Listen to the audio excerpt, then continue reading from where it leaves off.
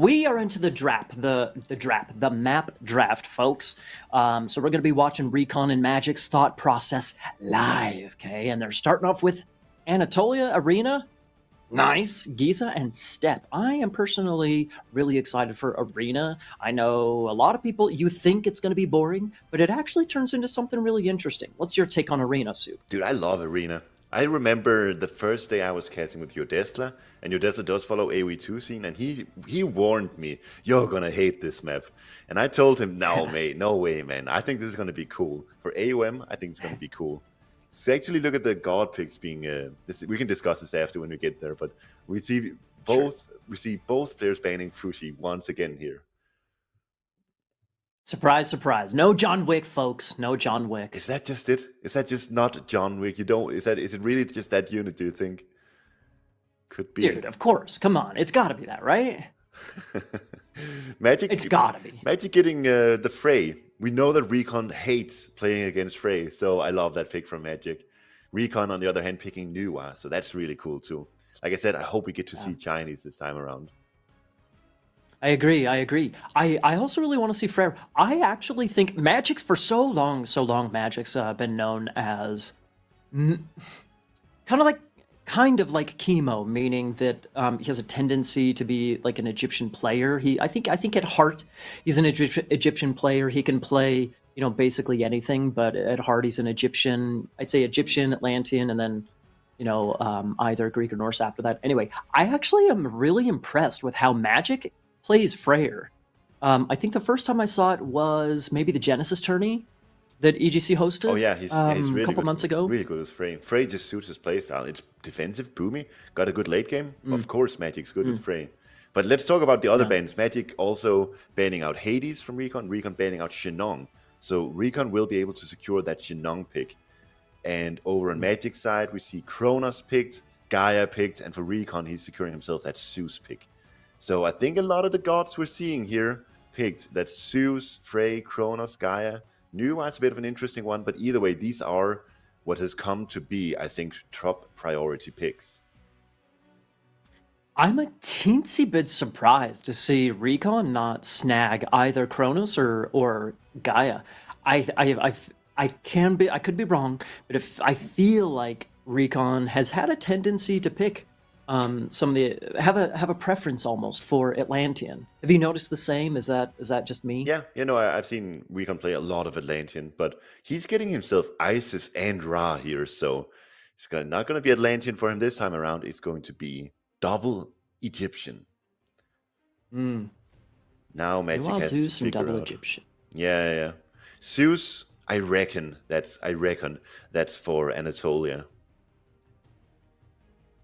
Yeah, that makes sense. We saw a particular Zeus Chronos game yesterday. Let's see, was that one of the Kvoth games? Maybe I'm misremembering. A lot of games, a lot of good games, folks. It's hard to keep them all straight. That's the thing. We've seen Thor get banned a lot recently, but of course Fushi China getting the main ban hammer today. What do you think Magic is going to do with Thor? I think Magic just really likes playing Frey and Thor in particular of the Norse gods. And what are we gonna see? Maybe Marsh. Maybe that's a Marsh pick. Could also be Giza pick. I think honestly Thor is really good on a lot of maps, but also Poseidon. Bit interesting pick here actually. Not sure. Poseidon, I think that pick is for it's because RecoN went for double Egyptian, and I think Poseidon actually plays in pretty well against Egyptian. So I think maybe Magic is hoping he can snipe out an Egyptian with that Poseidon pick. Okay. No one wants Loki, says J-Red. Yeah. I think the deeper we get into this tournament, I think the more people realize that Loki has a lot of weaknesses. And he's just a really risky pick to go for. Yeah. I think that there's a lot of potential with Loki by all means, but we're down to the wire, baby. This is grand finals or bust. So this is serious business, folks. You can't be farting around with no Loki, right? RecoN, he wants his Egyptian. Set, Isis, Ra, and obviously Shenong, who he had saved for himself there in the end. Yeah. And then Okay, Magic how about maybe wants Magic? Hades. Yeah. So Magic had saved Hades for himself, banned it out from RecoN. He's going to be able to pick it himself. I think that's also why it was Interesting. so important that RecoN got Zeus, because if Magic was able to snatch Zeus, that would give him both Zeus and Hades. And with Yep. Anatolia in the map pool, that's a risky position to be in if you don't have access to either of those two gods. Mm-hmm. Well, we'll get to Anatolia eventually. For starters, we can see that we're game number one is going to be played on Marsh, which I think is great, dude. I know Marsh is kind of like the little brother of Watering Hole. Watering Hole being the best map in the game, actually, if you didn't know. So I am indifferent or in I'm deferential. I'm whatever. I like Marsh by all means. Okay. Yeah. So what are you mentioned Norse as options for Magic? Thor, I mean, of course he has two Norse options, Thor and Freyr. Frey as the Danes say. It sounded like you were more leaning towards Thor as the pick for Marsh though. Is that right? Well, I'm just saying, I'm pretty sure Magic has drafted Thor. He's drafted himself 6 gods. There's only 5 maps, so you don't necessarily have to play every god that you draft. But I do think Magic wants to Mm-hmm. play Thor. So I'm looking at the maps here. Anatolia, that's probably going to be Hades. Then the rest of the maps, Arena, I doubt that's going to be Thor. What then? Steppe, Giza, Marsh. I think he's a suitable pick for Marsh. Just the issue then is for RecoN, he's got access to all 3 Egyptians. So, picking these Norse gods can be very, very risky because Egyptians just are so good. When you have a good player like RecoN who really knows how to play that particular matchup, I think it can be potentially risky to just go for, Marsh. I'm going to play Norse on Mars. It's just such a common approach. And if RecoN then decides to go for Set on Marsh, you can convert all the animals in the middle. You can just apply constant pressure to the Norse player almost for free. It's a risky business for Magic if he ends up like that. Well, that's what I was just gonna ask. Like, yeah, you can. Is Marsh? Maybe this is more legacy brain, so to speak. But is Marsh simply so good for Norse that you just pick it anyway, and it's going to be strong, even if you're potentially picking it into something like a set? You just No, do it no, anyway. no, no, no. Maybe it's not as strong these days compared to back in the AOT days. I think maps in Retold, they matter, obviously. Some gods excel on certain maps, but at the end of the day, every god can be played on every map. And you'll never end up you never end up playing a god on a map where you just say this is completely unplayable for me. Every god can play on every map. And that's largely due to the fact that you have a lot of hunt or a lot of food in base. And yeah, well, honestly, that's the main factor. There's so much food in Yeah. base that it doesn't matter too much what the rest of the map layout is like. You've always got a lot of things to play for where you spawn. Fair enough. Fair enough. Okay. Well, so now what you mentioned then that makes me think. Okay, so now we start to get into some real big mind games. Is Magic thinking, well, it's Marsh, so he's it's I could go Norse, but he's got Egyptian. He knows that he has Egyptian, and he knows that I might have Norse. So Yeah, so I'm not going to go Norse because he goes Egyptian. But then he knows that I'm not going to do that, and so it's we start to definitely get those like, kinds of mind games you have when you do these drafts for sure. yeah. So okay, so where does that leave us? Where is step 4 in the mind game? I think what I In usually, the opening. when I play, what I usually end up doing is I do exactly what you said, and then I'll do all the sort of the predictions. What are they going to do? What, and then I'll do, and then I'll do. I just end up saying I'll pick a god who I'm comfortable with on this particular map. And Hmm. this is interesting. Like for RecoN, I definitely get it. Nuwa, I think with Nuwa you want to be playing 2 TC Boom most of the time, and that's really good to Mhm. do on Marsh. So Nuwa just makes a lot of sense on Marsh. And then for Kronos pick on Marsh, I don't even know. I think it's just a good, solid, standard overall pick from Magic here. This is okay. So we're like, I was trying to like lay out the thought process, like move one Norse and then Egyptian and then reaction Yeah. and the reaction to the reaction because you know about the reaction and then we're reacting. And the result, what we get is Nuwa against Kronos. Like what? Yeah. You didn't quite predict that No, when because you look at Marsh. it's so weird because actually I thought for RecoN, I think Set would make a lot of sense. But then Hmm. maybe Kronos is a really solid pick into set. Maybe RecoN didn't want to go for the obvious set pick here because he doesn't want to get countered by Magic. And then he picks Nuwa instead. I think that. And we circle Yeah. down the and we get deeper and deeper. There's that little thread you could follow down some who knows how long, and so that's where this turns into a chess game, man. And it's also just the first of a best of 5, you know? There's so many variables, so many options available. At the end of the day, both of these players are just going for a good, solid, safe pick that cannot get hard countered. You're going to have a nice, fair, balanced game 1. That's what both of these players want, and that's what we're going to get here. Okay, but hang on. There's a little caveat here. Being RecoN just lost 0-3 against Mista. He had a sick game 3, but he still lost it. Magic watched that happen. So it's not like this is a, completely fresh new series. They're still going in with a little bit of a little something. You see what I'm saying? There's some baggage. Yeah. I don't know what that means, but it means Nuwa and Kronos. That's what that means. I don't think RecoN is the type of player to let that hinder him here. I think he's going into this completely new series, completely new opponent. He's got to win this series or he's out. He knows everything is on the line here, and he's going to give it his all, and I'm sure he's going to put in an amazing performance. Same with Magic. This is going to be such a good series. And the thing about RecoN is he's always solid. Literally always solid. Whereas Magic, he can be a bit more sketchy. We talked about it. His past tournament performances has been like top 2, or one at least has been top 2, and others have been top 16. Hello. Very fluctuating depending on how much he plays and how much he prepares, how much time he's got to play AOM before a big tournament. And I think this time around he has had a lot of time to practice before this day here. So yeah, I don't know. I'm hoping we're going to see some prime IamMagic here. Okay, having said that, we're still waiting for them to create the lobby. We still have a second. Okay, we still have a second. Magic is the only player.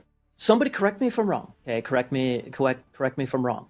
Magic is the only player to have beaten Mista in a series. Yes. Since Retold was released. Yep. At least in a tournament setting. Who knows about, training games and blah, blah, blah, blah, blah, right? But Magic is the only one to have, beaten. So I remember back when, was it Wrath of the Gods maybe? When Mista lost his first game. It was like he lost his first game or something like that against Super Afim. That was in Genesis, all the way back in Genesis, the second SEO tournament. Okay. But yeah, still, right. That's like... You get my point, right? You get my point. He went through the Red Bull Wololo qualifier, not losing a game. He went to Red Bull in Spain. He didn't lose a game. And then we finally had, I think it was maybe in the round of 16. Yeah, and he lost that game to Super Fim in the ETC Genesis tournament. And then finally, I think it was maybe the tournament after, like you said, that's when Magic actually took a series off of him. So Mr. can bleed. That's good to see. And yeah, we've seen RecoN. But sorry, go ahead. But the point is that okay. So we've talked about some variance in terms of Magic's performance, right? He got second place. Was it the Genesis? It was Genesis, right? Yes, Genesis.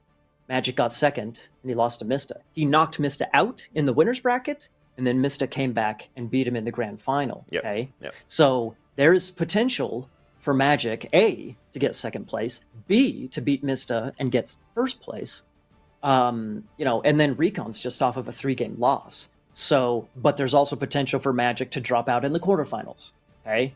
So I think that when, Magic is on his high, oh snap, even Mista's got to be, dotting his I's and crossing his T's and everything. If he's on a low, then this will be a breeze maybe for RecoN. So I think part of a big part of the series is going to be, is it game day for Magic? Is it, is he bringing his A game? Is it game day for him? Yeah, and Magic has got such a coveted history in Age of Mythology. So people put him up there with the three big legends: Magic, Mister, Magyar, and it just goes to show that when he's on his A game, he can be better than anyone out there. And with RecoN, it's a bit more sketchy because it's funny. Before Retold, a lot of people didn't even know who RecoN was. People didn't follow other RTS games. He's obviously an RTS legend at this point, but from AOM, when he played AOM back in the day, he was like an 1800 elo, which is like maybe top 30 or so. He was never like that great at AOM, from what I understand. So he's Well, only his made he's only really Recon's. he's only really made a Sorry. name for himself in Retold. Yes, RecoN. RecoN came in terms of Age of Mythology. RecoN came from, my corner of the AOM world. Vanilla. He was a vanilla player, and so he dabbled a little bit in AOT. For example, me, Berserker, and RecoN, played for AOL, and RTSL back in like 2014 or 2015, something like that. And we got second place. So RecoN never really played the ladder or the competitive scene tournaments. He never really played that. Yeah, he ended up getting into some other games, other Age of Empires games, Green Goo or Gray Goo, like some obscure RTS games. And now he's put himself into a position to where he's, top 3 Age of Mythology player. So it took him a second to get there, but he's kind of come around the corner, and now he's there, baby. Yeah. It's been a windy road, but he's finally up where he belongs. Yep. Nice. And we do have the lobby created, and we're waiting for the game to start. So 3 minutes from now, we could get this show on the road. Let's talk about this particular matchup. We haven't actually done so. New WoW versus Kronos. So I think there is a strategy that I've been using on the ladder playing as Kronos versus China, where you basically get yourself 6 oracles and you spam Automata and Terma versus China. And this is such a brutal composition for China to try to deal with, because your heroes are archers. So when you're versus that many robots, you're going to have heroes out. But your heroes are hard countered by the Termas. So what do you even do then? I've had a lot of very easy wins for that unit composition. So I wonder if Magic is maybe going to go for that. And if so, yeah, I'm not even sure what RecoN does to counter it.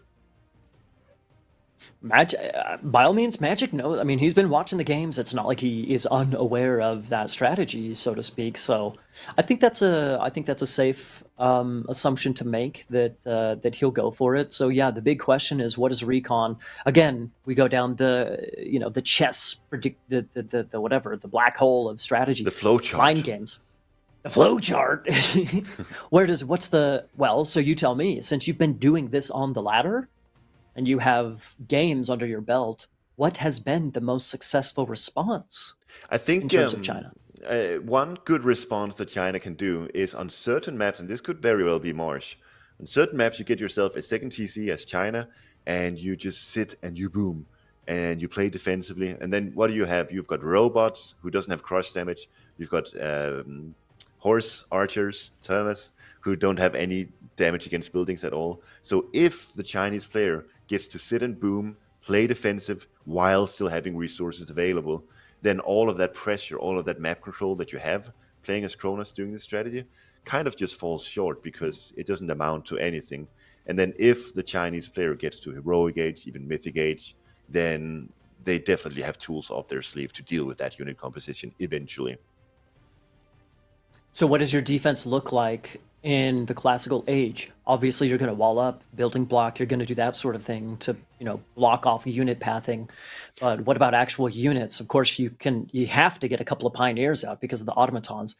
I'm thinking But honestly, maybe pure pioneers. just And pure. Oh, yeah, well, maybe also some javelineers. It all depends on how the game goes. But I think having heroes out for the automata is needed, because they do have hack damage. They can take down buildings if needed. But you got the Earth Wall, you've got the Myth unit, you've got a bunch of stuff available at your disposal. So let's get into the game, see what we are gonna see. here we go. Alrighty, everybody. RecoN here in the blue. He's playing New Wa. He just came off of a pretty brutal loss, but an excellent performance. playing against Mista. So we are down here in the loser bracket finals. RecoN against Magic, baby. Speak of the devil, we got Magic up here in the top left side. He's playing Kronos in the red. So starting off with a manner right away, Soup. We Dude, got this is oracles going forward. talk about Dude, what? talk about the Magic build order. This could be a 3 minute and 5 second advance coming in for Magic. He's built himself an Ooh. immediate manner, 3 on food, 1 on gold. Now, it's not going to be that. It's more likely. Walk us through it. Walk us through it. Why did you? What's the build?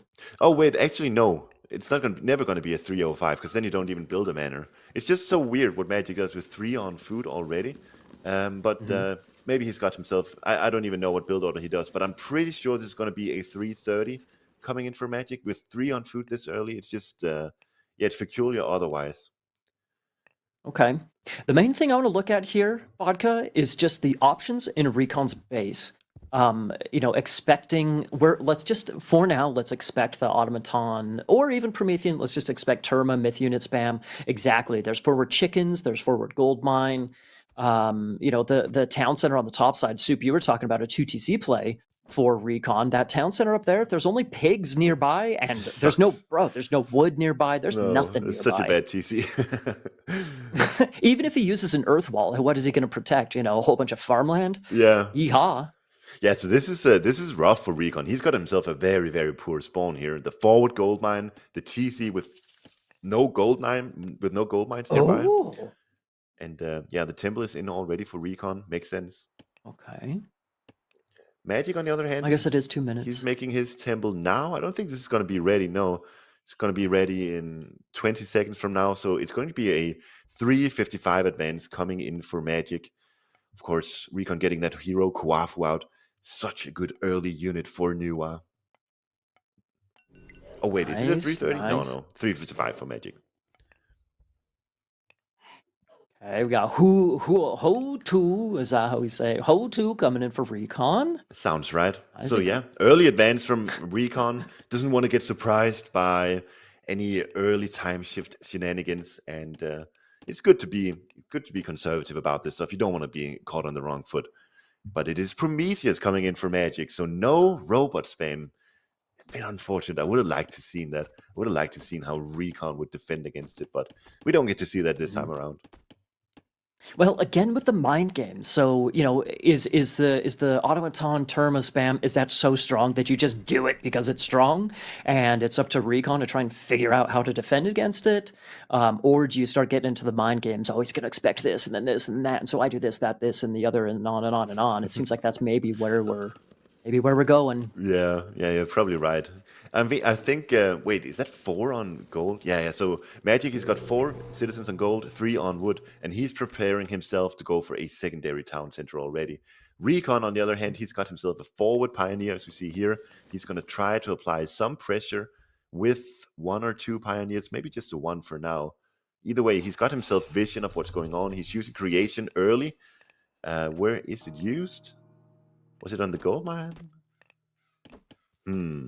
The clay peasants. Know. I'm not even sure. I think RecoN, the way, they're there.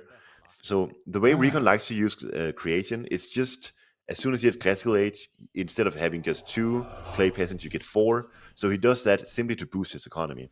He doesn't want to sit on it and wait for him to get heroic or mythic age because he says, I want the resources in classical age. The sooner I get them, the better.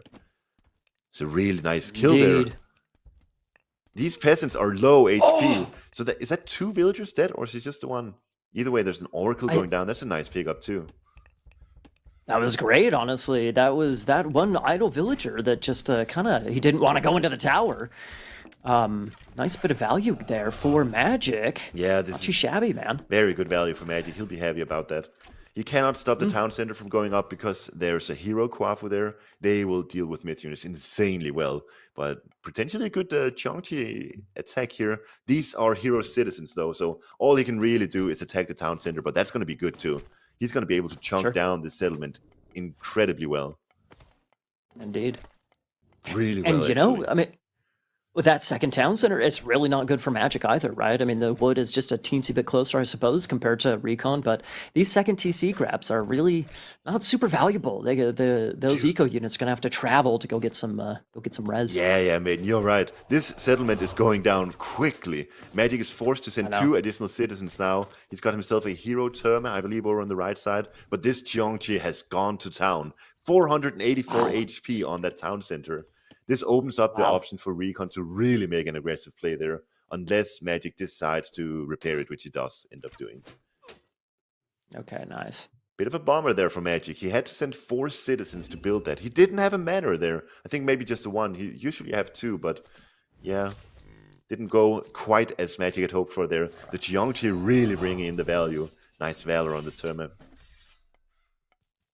Pretty good start here from both players, honestly. Getting good value against both against each other, honestly. A couple of Vil picks, great damage on the TC, some idle citizen time here. Both players getting some really good damage on each other, man. I love these early skirmishes where you have like 2, 3, 4, 5 units, these small amounts of units, and you just have to get the maximum potential out of them.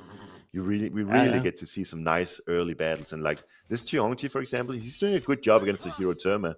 I'm a bit surprised he does so well. Look at this. Another hero Terma. Bing. Oh, the Pioneer is dodging the spears. Finally, it does go down, and so does the Jiangqi. But RecoN will be very happy with just those small battles that he was able to take there.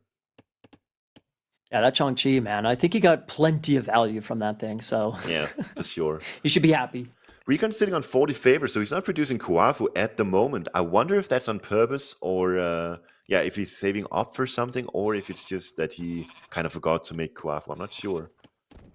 Well, I know that he used, if I'm not mistaken, he used a second usage of his Ooh, what are they called? The first god power, the bronze peasant thingy villagers. I can't remember what the god power is called. Creation. Thank you. Yes, I'm pretty sure he used a second bout of it, a second usage of it. So I wonder if he's saving up, try and just get more peasants out, possibly just pure greedy eco play.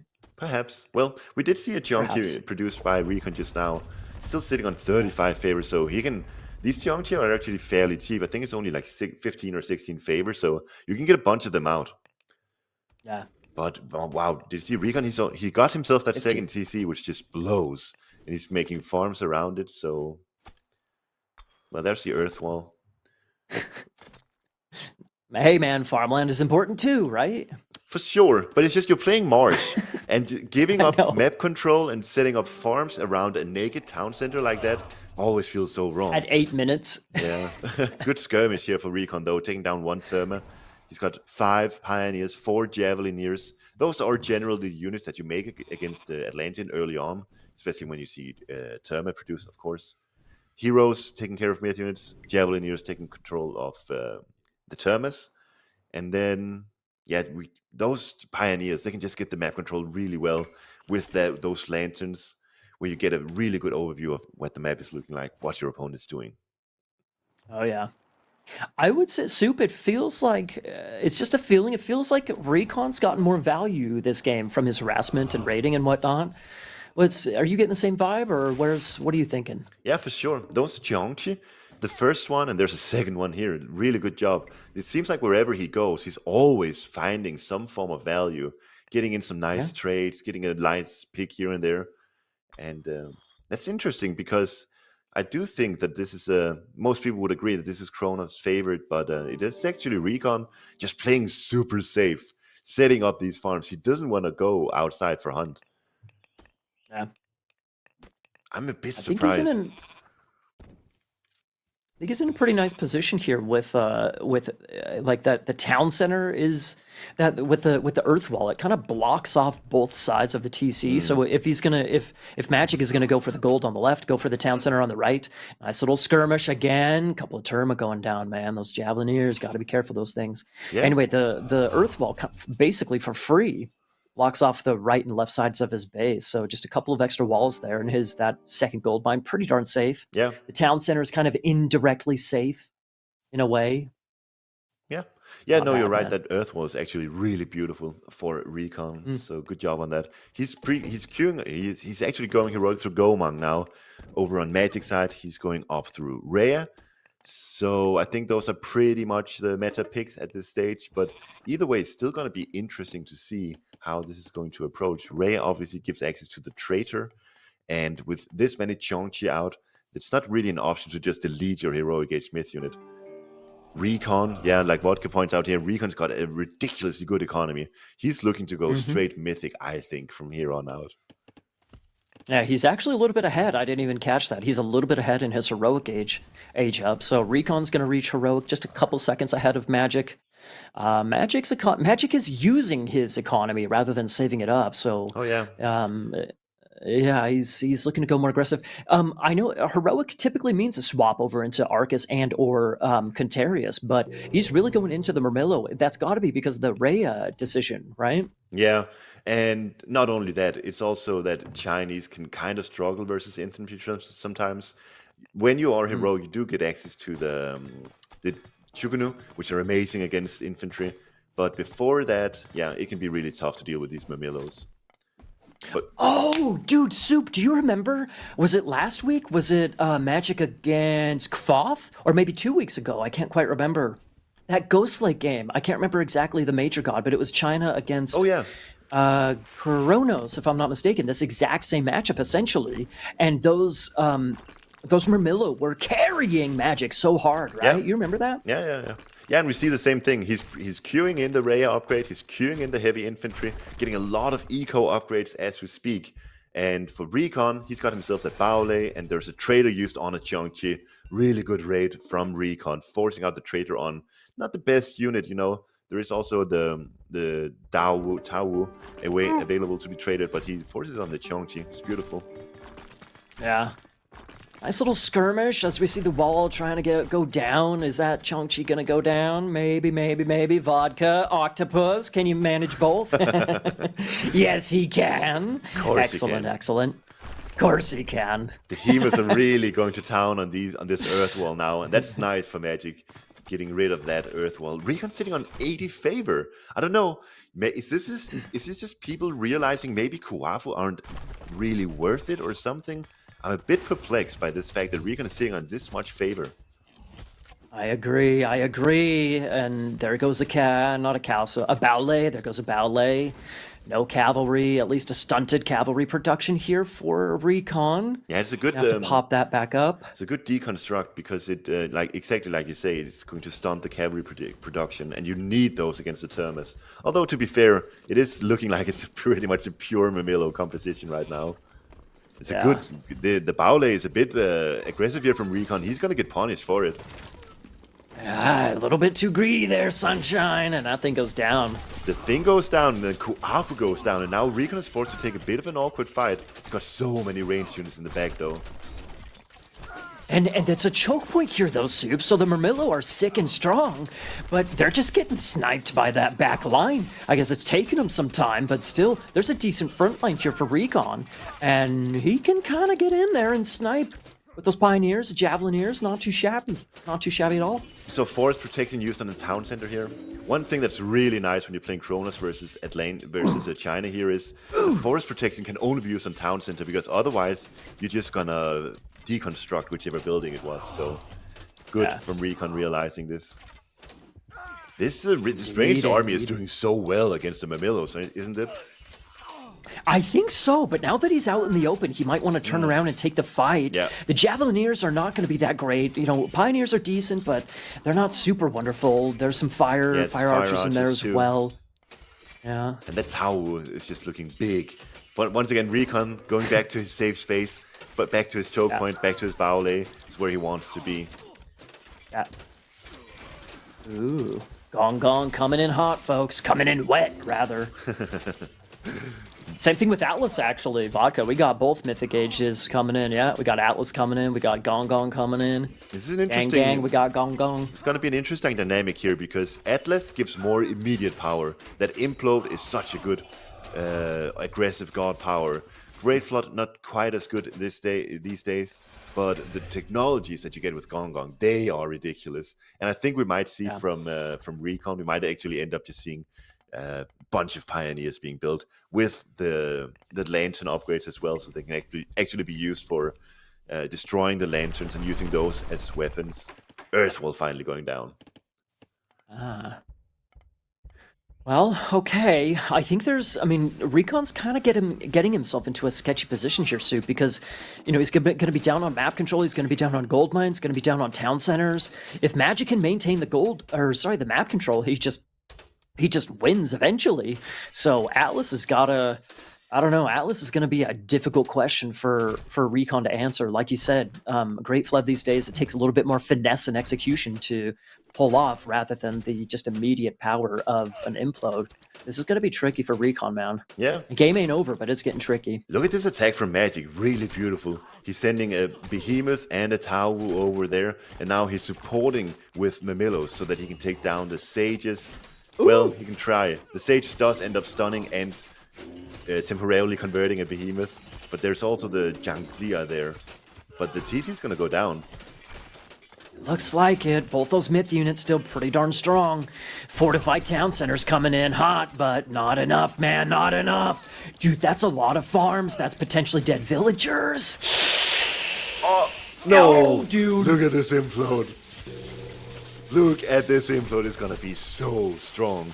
Take a look at RecoN's population while this is occurring. 50, 40, look at that military, 30, 20. Are you kidding me? What a sequence. See you later. What a sequence of events here for Magic. Beautiful attack on that secondary TC, and then RecoN just positioning his army next to his town center, next to his villagers, and now RecoN is sitting on 97 population out of 95 possible. Ah, dude. Okay, all right, Great Flood, your turn. Yeah. Your turn to bring this game back. Come on, let's see it, RecoN. Let's see Great Flood do the same. It's going to be an extended edition Great Flood if RecoN needs to get back in this game. I know. Both the ballets going down, Soup. Ay. There's some sneak. We saw some sneaked villagers up on the top side. I don't think that's going to do much, and Magic just implodes his way into the series, baby. That is a statement. Jeez. Really well played from Magic. A bit slow, like he took his precious time, but when he finally made his move over on that second town center, following it up with the implode, big fireworks in the end that he just pulled right through and forcing RecoN to, it went from 0 to 100 really, really quickly there. That was like 150, Soup. That's that, holy crap, man. Although talking kilometers, that's like what, 250 kilometers right there, something like that. 26 villagers killed. Well done. In terms of total units killed, not a huge discrepancy there. Largest army, not a huge discrepancy there. But mythic god power, that is the big fat discrepancy.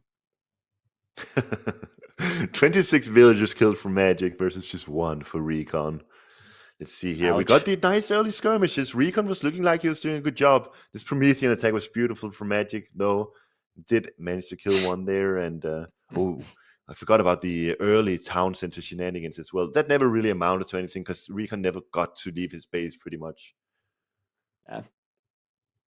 Could have been really sketchy if he, because Magic never completely rebuilt it. He rebuilt it to like 25% and then he just left it. So yeah, exactly. A little bit of a risk there. I do not encourage that, folks. For all of you guys out there, repair your dadgum town centers, okay?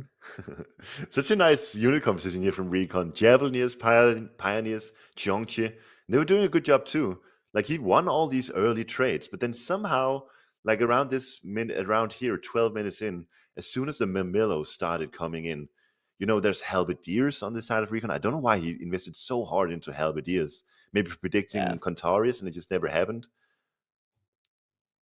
It just took okay, so here's the thing, what is RecoN going to make against super strong Murmillo? You mentioned the Chukonu. We can also get some Tiger Cav into the mix as well, right? I think that's that's got to be the call, Chukonu. He's got Fire Arches. Yeah. We saw Fire Arches working decently in a choke point like here, but as soon as he leaves his base, the Murmillos are just too strong. And I do think if these were Chukonu instead of like all these quote-unquote trash units, I think it would have been a lot better for RecoN. Yes, yeah. That's the thing, is that he could defend in those little choke points with his ranged units. He could defend just fine, but he could never push out. He could never take a town center. He could never get onto a third town center. And here's the thing: RecoN just kept he kept losing his ballet. He kept investing resources into that. He just kept focusing on that that forward gold mine.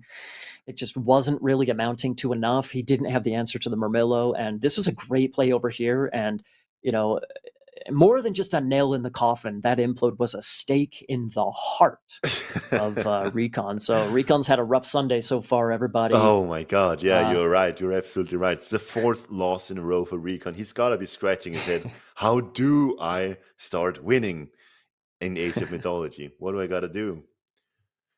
Hey man, that game on Ghost Lake against Demista, for those of you guys watching live, and actually here's the Oh, look at the military pop. 107, it was at 109 is the top, and then just watch it sink into oblivion. 70, 60, 50, and dropping 40. It's going lower, folks. 30, down to the 20s, 21. For crying out loud. See you later. such a brutal I implode. yeah. Well, Beautiful ending, though. Beautiful ending to a game. We got to see the fireworks, and then RecoN says, "All right, that's all, folks. Let's go next game." yeah. Did you see this coming? Speaking of next, did I see? Yeah, this is against Anatolia. Hades. Speaking of next game, Yeah. I'm a bit bummed. I've throughout this tournament I've been advocating for Norse being really good on Anatolia, and I saw Magic his first pick Frey. I was really hoping he would maybe bust out that Frey pick here, but it seems like we're just back to like we've had Scylla nerfs, we've had I can't remember, but we had a bunch of different things that just basically tried to say, all right, it can't be just Zeus and Hades played on water maps. We want to see other picks, but in the end, here we are, and it's just Zeus versus Hades on Anatolia. We're gonna see it once again. when it comes down to it, when it's down to the wire, inevitably it is what it is. I actually think that a Frey pick would be pretty sick on Anatolia. I think Frey's pretty good on Anatolia, man. I think I so know too. that. Well, sure is exactly what you're just talking about, skill. Just all that stuff is just so so strong. By all means, but I think there's definitely options for Freyr. In fact, who was it actually? Um, Foth against Magic. I think he won with Freyr against. Do you remember Soup? I can't Dude, remember I if think it was I think it was Magic actually winning with Frey against. Oh, was it? Yeah, maybe versus Nolus or something like that. I can't remember, but Ooh, I'm pretty sure Magic won with Frey on Anatolia. So yeah. like he knows the matchup. He knows what he's got to do. He's got to know the strengths of the god. But yeah, I mean, we see Hades picked on one side, Zeus picked on the other side. It just seems, I guess, these players they just want to play it safe, don't do anything funky. I think both of these players just want to play to their strength. Let's actually have a real battle, just a bit of a mirror matchup almost here, and see where it goes. Well, in all fairness, though, Soup, that what I'm part of what I'm hearing you say, it kind of sounds like, just play standard, play what's is, good, strong, blah blah blah. But at the same time, RecoN's lost 4 straight matches against, Magic and Mista. Yeah. So if RecoN, when you're up at such a high level, so much of winning a tournament, winning whatever, is your psychology, the mindset, right? So I think RecoN needs to do more than just autopilot play solid. Maybe he needs to revert to that, to just play solid, get a win, and then move on, maybe. But at the same time, he needs to do something in order to just wake himself up and get into the series and get wins under his belt. But that is RecoN. When I think about RecoN, I just think of solid, general gameplay. He knows exactly what to do. He knows how to play to his god strength. He knows all the matchups. He knows what to do, basically. And so, I don't know, with that in mind, I think it makes sense for RecoN at least to play for Zeus here, for sure. I think Zeus is just people will agree by this point that Zeus is the best god on Anatolia. So that's great for RecoN. And I do like Zeus over Hades here, especially like I think RecoN can do some nice early aggressive plays actually with the hoplites. You can go for some dog raiding early on, try to secure one Mm. side of the water. If you can do that, and then just drag the game out in a mirror matchup while you have control over one side of the water, you're gonna end up winning. Fair point. Yeah. Fair point. So like this is we've seen this matchup before, but I think actually this we saw a lot of Kalauga in earlier tournaments. I think Anatolia is a bit more interesting to be honest, because there is 6,000 gold in base compared to 3,000 for Kalauga, and the fight over the middle and deciding when do you want to actually leave your base. That's really essential to playing this map optimally. And with 6,000 gold in base, it's not necessarily immediately. Sometimes it's better to wait for 12 minutes or so. Fair point. I think that Karlager had since it's been a couple months since we've seen it. It had the novelty benefit, right? Yeah. The meta. We started to establish a meta which was basically just Greek. But that was before some balance patches. That was before China. So who knows? Maybe in a future tournament, Karlager can come back. I agree with you by all means, but there was the novelty. Oh yeah, dude, I of loved having Kalauga in Karlager. the map. It's a fresh map. It's a really cool map. But the thing is, these water maps in particular, it feels like whenever the top players figure out a meta, they really just stick to it. And even though we did see some funky Thor picks here and there in Kalauga, it was it was really rare. And with Anatolia, we've seen a lot more. I think we've seen Loki fare really well here. I think we've seen Odin and Frey as well. So that's pretty cool. But for now, we're back to Zeus versus Hades. Good old fashioned, baby. Good old fashioned. Pegasus Russian chat saying he's not going to tolerate Kalauga slander. Hey man, I think that's one of the biggest, as we're just about ready to jump in the game, folks. I think that one of the biggest benefits of Retold is simply new maps. I think that's such a huge part, specifically for Age Mythology. It's a huge part of keeping the game fresh and interesting. Yep. Let's go to Anatolia for now. Right? Maybe. We're doing it? All right, we're doing it, everybody. Yeah, I agree. Kind of going back to the new maps are fresh, but at the same time, that does give you the opportunity to go back to the classic. Yeah. I also revisit the classic. Dude, I like watching these top players just playing out the meta, like really just grinding to see the best approach. And this is gonna be really interesting to see still. With Zeus on Anatolia, you can do all kinds of stuff. Well, we're going to see the stuff here. However, how about the Hades stuff, Soup? In the blue, on the right-hand side, we have Magic playing Hades. He's going to the bottom side of water. Okay, on the Zeus side of things, there we go. The Archie blows, the old dock builder going down south. Got RecoN in the red playing Zeus. Okay, he is also going down. Oh, that is actually a scout. So he's going up top. So we're going to have separate sides of water to start, Soup. So Soup, we're kind of talking broadly before the game started about Zeus and Hades, or rather Greek being strong on Anatolia. But let's start to get into some of these details. Specifically, yes, RecoN can go for as Zeus. He can go for some hoplite play, try and pick off docks, that sort of thing. What is Magic's response to that? What else can RecoN do? What's Magic's response to that? Where does this game actually go? Well, it's hard to tell because, like I said, Zeus can do so many things. So you gotta just play as Hades. You gotta play reactively. You're pretty much forced to play reactively because Zeus has got all the tools at his disposal. He's got the fast hoplites, the hoplites that can take down dogs. He's got the extra favor in bank. Being Zeus, he's got the higher favor generation, so there's more potential for more Scylla's on the water as well. However, with Hades, the big benefit that you have is you've got access to Vaults of Erebus. And Vaults of Erebus basically amounts to something like 2.5 villagers in terms of gold income. So even though you don't have all the cool, fancy tools that you do with Zeus, you've got that extra income, which means if you can just play reactively, defensively, and just be there with the right reaction to the right things, then Hades can definitely fare really well too.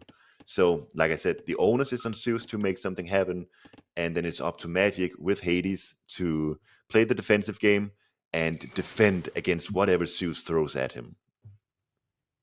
Okay, so let's go down the rabbit hole of the if this then what. So let's just predict. Okay, RecoN's going to get a little bit of value from some hoplite play.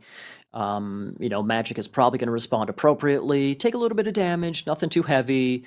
Maybe he can mitigate all of it, maybe not. Who knows? Let's just say eventually they're going to settle into probably having half of the water each, something like that. RecoN's going to have a little bit of more of a military initiative and presence on the map. Where does the game go into the land territory, into the heroic territory? Which major god has an advantage once we get into heroic? Ooh, I do think Dionysus has a big advantage there because Zeus. having access to bronze in a big fight over control of the middle of the map, that's really big. Whereas Hades, the best he can get is Aphrodite and Curse, and that's just not the same power. It's just not the same firepower as bronze. So I would give the advantage to Zeus there, and even more so in the Mythic Age, Zeus got access to Lightning Storm rather than just an Earthquake or a Plenty Bolt. Once again, I would give the advantage to Zeus. So once again, it's like Zeus has got all the cool tricks up his sleeve, and then Hades in return, he's got he's got Walls of Erebus. Hey, there's plenty that you could do with those sweet archers with the free ballistics, that sort of thing. It's still hard to kill Hades after all, right? So, Oh yeah, yeah, Lightning Storm's going to be good, Bronze is going to be good, but at the same time, Soup, if you can curse a Bronze or something like that, if you can curse, a group of hoplites and just stop that military presence early on, then I could easily see Hades or Magic in general. I could easily see you starting to roll, and then it's just Zeus throwing hoplite bodies against a brick wall, so to speak. yeah. And going Aphrodite makes so much sense here because that also gives Magic the same favor income as Zeus has, because you get access to those golden apples upgrades. Indeed, So I really indeed. like doing Looking that. like We have Balls of yes. Erebus already pre-queued, and it's 15 seconds earlier for Magic, so that's a bit peculiar, but don't necessarily think too much about that. It's gonna be, what is it, a 5:30 advance for Magic, and it's gonna be 5:40. No. Can't do math right now. 5 minutes, 5 minute advance for Magic, and it's gonna be like 5:15 for RecoN. You know the rules, Soup. You should know the rule. No math on stream. Exactly. I personally like to break rules myself, but it is what it is. Anyway, What relic? What relic is did we is get he? there for Magic? Yeah, we'll see it in a sec. Oh, Mithrians uses special attacks more often. That's really good on Minotaurs. Mm-hmm. And yeah, Nice. We should have Vaults of Erebus coming in here in just a second. Magic had a whole bunch of villagers pray in there for a minute. He really wants. There we go. It just started. He really wanted the favor for that upgrade, eh? yeah, you want that as soon as possible when you're playing Hades. So when you play on water, what you generally tend to do is you just play it standard, and then as soon as you've clicked that classical age button, the 400, you've paid the 400 food. That's when you say, all right, next step, Balls of Erebus, and then we'll take it from there. What this means, though, is that RecoN, he's not invested into this technology, so he can invest his resources into military barracks like we're seeing here. He can invest into Heracles and really good pressure from Magic, though, with this Minotaur not quite managing to take down the military barracks, but still good pressure. Sure. Heracles and Jason, they can handle a silly little Minotaur, no problemo, of course.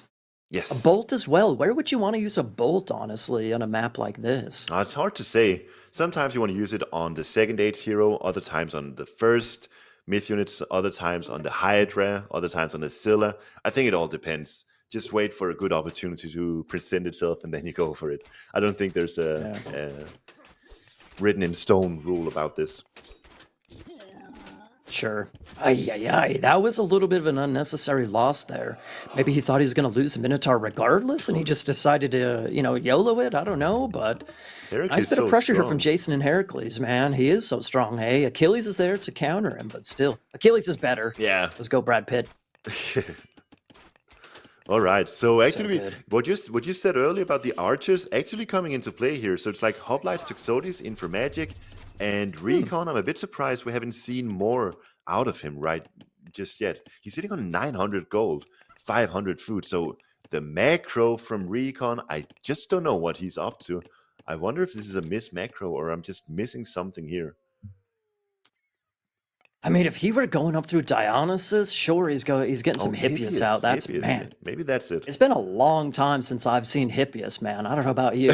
Yeah, I mean, there are so many archers on the side of Magic, so it obviously makes sense, especially if you can get a bunch of them out and really start to surround this slow army from Magic. But there's some cool aggression from Magic on Anatolia. How often do you see this Toxotes used like this for early aggression?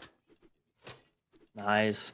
Hey man, like the funny thing is, someone in chat was asking, is it a good idea for RecoN to take his forward wood line? He kind of opened up himself to pressure by taking it. So perhaps there's your answer, person in chat who I can't remember you are. Sorry. There's your answer, bud. Maybe the answer is no then. Yeah. Dionysus just clicked up, by the way, for Zeus. So yeah. I mean, he's got some Hippias in defense, tower defense, and he's going for that bronze. He's going for Persine. He's going for Persine, going for the Scylla. He's got 0 villagers on prayer duty right now, though, which is a bit peculiar because you do want those Scylla out. He's got 8 favor right now, and that's just 10 free favor from the beginning of the game that you get as Zeus, and then he spent 2 on Heracles. But he hasn't gotten himself a single favor himself just yet. He hasn't been praying at the temple at all. I think that's weird for Zeus, because usually that's like a big advantage that you've got over your Greek opponents when you're playing Zeus, is you've got the better favor generation. And finally, we do see 2 villagers praying on the temple for RecoN. He's gonna need that. Fortresses, heroes, myth units, Scylla, so many things. That's not necessarily a Scylla spam, however. No. Did you see, speaking of Dionysus coming in, did you maybe see, what's it called?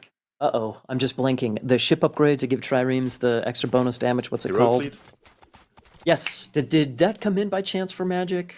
I haven't been paying close enough attention. So. I can't imagine it. Not yet. You might get it now that he sees Heroic Age coming in for RecoN. There it is, boom. He thought about it was also cancelled. Yeah. Psych! It's a good attack here with the Hippias and the heroes. Hippias and the heroes. Nice. Got the hippie heroes heading in. Hippie heroes heading in for some damage. I don't know. Whatever. Good raid. Not bad. It forces a reaction. It's not bad, right? No, it's fine. Actually, it's killing 2 villagers and you're forcing the sentinels out. That does mean that it's not going to be able to use on a forward fortress or a forward town center. This still has already got 2 heads on the side of RecoN, so he's getting a lot of value there, it seems. Very nice, very nice. It seems like Magic is mainly focusing on the right side of water, so he's got that left side. He's probably just giving the left side away. Got a pretty decent army there on land. I mean, what is he going to do with it? I guess pressure gold, pressure more villagers, focus on water a bit. I think RecoN is focusing on water now. He seems to be in a great spot on both sides of the water. And Magic, he's got this big army here with Toxotes and Hoplites, but on the side of RecoN, he was making Peltests earlier, and he's still making Peltests now. These are such good units against the early Toxotes that Magic's produced. And I fear for Magic that his units that he built in the Classical Age are just going to get outscaled. They're not going to be of much use when RecoN has a nice Peltest army, as he is making right now. Well, here's the thing, Soup. Remember, he's got the full 6k gold in his base. He's got 2 medium gold mines in his base, which means the map control doesn't quite matter as much for Magic at this point in time. So, super cheap Peltas in terms of gold, focusing on water, got the Persine upgrade already in. I'm digging this play from RecoN. I think it's really nice. Magic's, I don't know, he's kind of on the back foot a little bit. Still pretty equal. He's in the Heroic Age himself, but no, this is looking nice for RecoN. Yeah, RecoN is doing a tremendous job this time around. He's winning water on both sides. He's doing these tremendous raids. And this huge army that Magic is invested in, it's just not getting any more damage dealt. And wow, what a good raid here. Look at the villager distribution, 40 to 34. Plus the fact that RecoN's in a better spot on both sides of water. It's a menacing looking army from Magic, to be fair. But there's still so much gold available for RecoN. I think RecoN's in a great spot right here. Yeah, absolutely. Ooh, Honestly, aside from, hey man, use it if you can. It's why not? This is the one thing that's possible for Magic here to get some value on this forward gold mine. Peltas and Hippospis are so gold inexpensive Yeah. So I think RecoN should be peachy. He should be A-okay, no problem. But still, that's maybe a win condition here for Magic, and to try and force a fight, I don't know, get some advantage there. But Yeah, he needs an answer to the Peltas though. Oh, curse is a temporary answer at the very least. Yeah. But yeah, I wanted to say this, I never got around to saying it. When you produce this many hoplites and Toxotes in the Classical Age, they just get countered by Hippaspis and Peltas later on. So while things may look great for you, in the Classical Age, wow, big restoration, big fight coming in for Magic. The issue is now, those units are just going to get counted, the hoplites and the Toxotes, they'll just get counted by their hard counters, which RecoN gets available to him in the Heroic Age. And yeah. Exactly, man. Cute little attack here from Magic, using the rest though, making something happen, but all in all, not really accomplishing much, did he? Not at all, and that means RecoN has his own restoration and bronze as a potential combination. Oh my God, you're right. To push out. Yeah, and Magic's all out of God powers at this stage. Yeah. I mean, he has gotten map control. Well, the God powers didn't give him map control, but he does have map control. He's taken both of the central town centers. So, I mean, sure, Peltas, low on gold, strong against Tox, and on, everything we've been talking about. But at the same time, eventually you have to move out of your base, right? Yeah. Look at the left side now. I think RecoN is moving outside of his base, and there's something happening up here. Okay, so it's actually just, RecoN went up there to mine gold, and Magic was there already. So I think potentially very soon we're going to see a bronze restoration attack. RecoN wants to take down this left side TC. That's going to give him, by all means, bronze resto. That's going to give him a town center at the very least. It should give him a foothold into the center of the map at the very least. So it's kind of up to Magic to, kind of mitigate his losses, maybe on a prayer, hold a position, with Sentinels, or I don't know, something like that. Maybe. Yeah, Magic is favor, no. Magic's getting himself a fortress over on the left side, but it's so hard because he's investing a lot into that fortress. And while he's doing that, there's a big fight occurring here, bronze being used. Magic has to go away here. There's no way that he can continue fighting. And even though the fortress is up on the left side, RecoN can just say, all right, fine, I'm going to attack on the right side then. And then that entire investment of the fortress is just going to be futile, not going to do anything. Well, but even so, that's it's a really big question he needs to answer. How am I going to deal with that bronze restoration? If he can maintain a stronghold on either TC position, then I think that's a win, right? Magic did not get value from early land pressure, not really at least. So getting past the God Power combo, we don't even see the resto coming in, but bronze, yes. Getting past the God Powers, that's kind of the big, the next big thing. Yeah. The next big thing. Well, this is nice for Magic. He didn't lose, like you said, he didn't lose much from this bronze at all. He was forced to retreat from here, yeah, sure, but RecoN hasn't taken down a town center or anything just yet. There's not that many hoplites on the side of RecoN, so it's a bit difficult for him still to siege down things. And he's got so many Peltas. I don't know, although mostly Hippaspis and hoplites in the armor of RecoN, I think he can slowly start to maybe consider taking down buildings. But for now, I agree. Magic is holding. It's kind of like Ancestors Eclipse. If you force a defensive Ancestors Eclipse, then you can just, if you have a mobile army, you just run away, and that's your pathway to getting past that big power spike. So kind of feels like he played this similarly. Force the bronze and then just get out of there. Yeah, for sure. Ooh, this is a big restoration for RecoN. Magic actually taking this fight, and he's insisting. He is adamant. He wants to take this fight, but now he's forced to retreat after the fact. After Resto got that huge value in. This is a big win for RecoN. He's really on the chase now. Oh yeah. Hippaspis and Peltas, can he push with it? I mean, it's heavy archers, heavy infantry. He can maybe push with that, mix in some hops, get a little siege output on one of the town center positions, right? He has mixed in some hoplites, but it's very few. And those Hippaspis, yeah, they do have the Zeus advantage of 1.5 multiplier versus buildings, but the Hippaspis have such low base damage that it's not really a siege unit, actually. So that's the issue for RecoN now. He's got a sick army, but he can't use it for siege. He did build a fortress earlier, so I wonder if he's going to be able to make Petropolis soon. Well, he's gearing up for Mythic. You see Hera pre-queued for RecoN over on that left-hand side. Oh, no, you're talking about Magic. No, I was actually talking about RecoN. Like, it's just, RecoN, okay, yeah. We do see Lightning Storm coming in 2 minutes from now for RecoN, so maybe he doesn't feel like he's forced to actually go for some big siege attack. Maybe he's just fine. He's got a gold mine here, underneath the fortress. Does he actually have to take down a forward town center at this stage? Maybe not. Still, the longer it goes on, if Magic's able to get Masons upgraded, establish his own economy, get a good number of villager and just total military and total population out, things start getting complicated in terms of ability to push through a position. Like RecoN's got to get value from Hera. Artemis is coming in, good eye vodka. Artemis is coming in as well, so that could slow down a push here in the center. Soup. Yeah.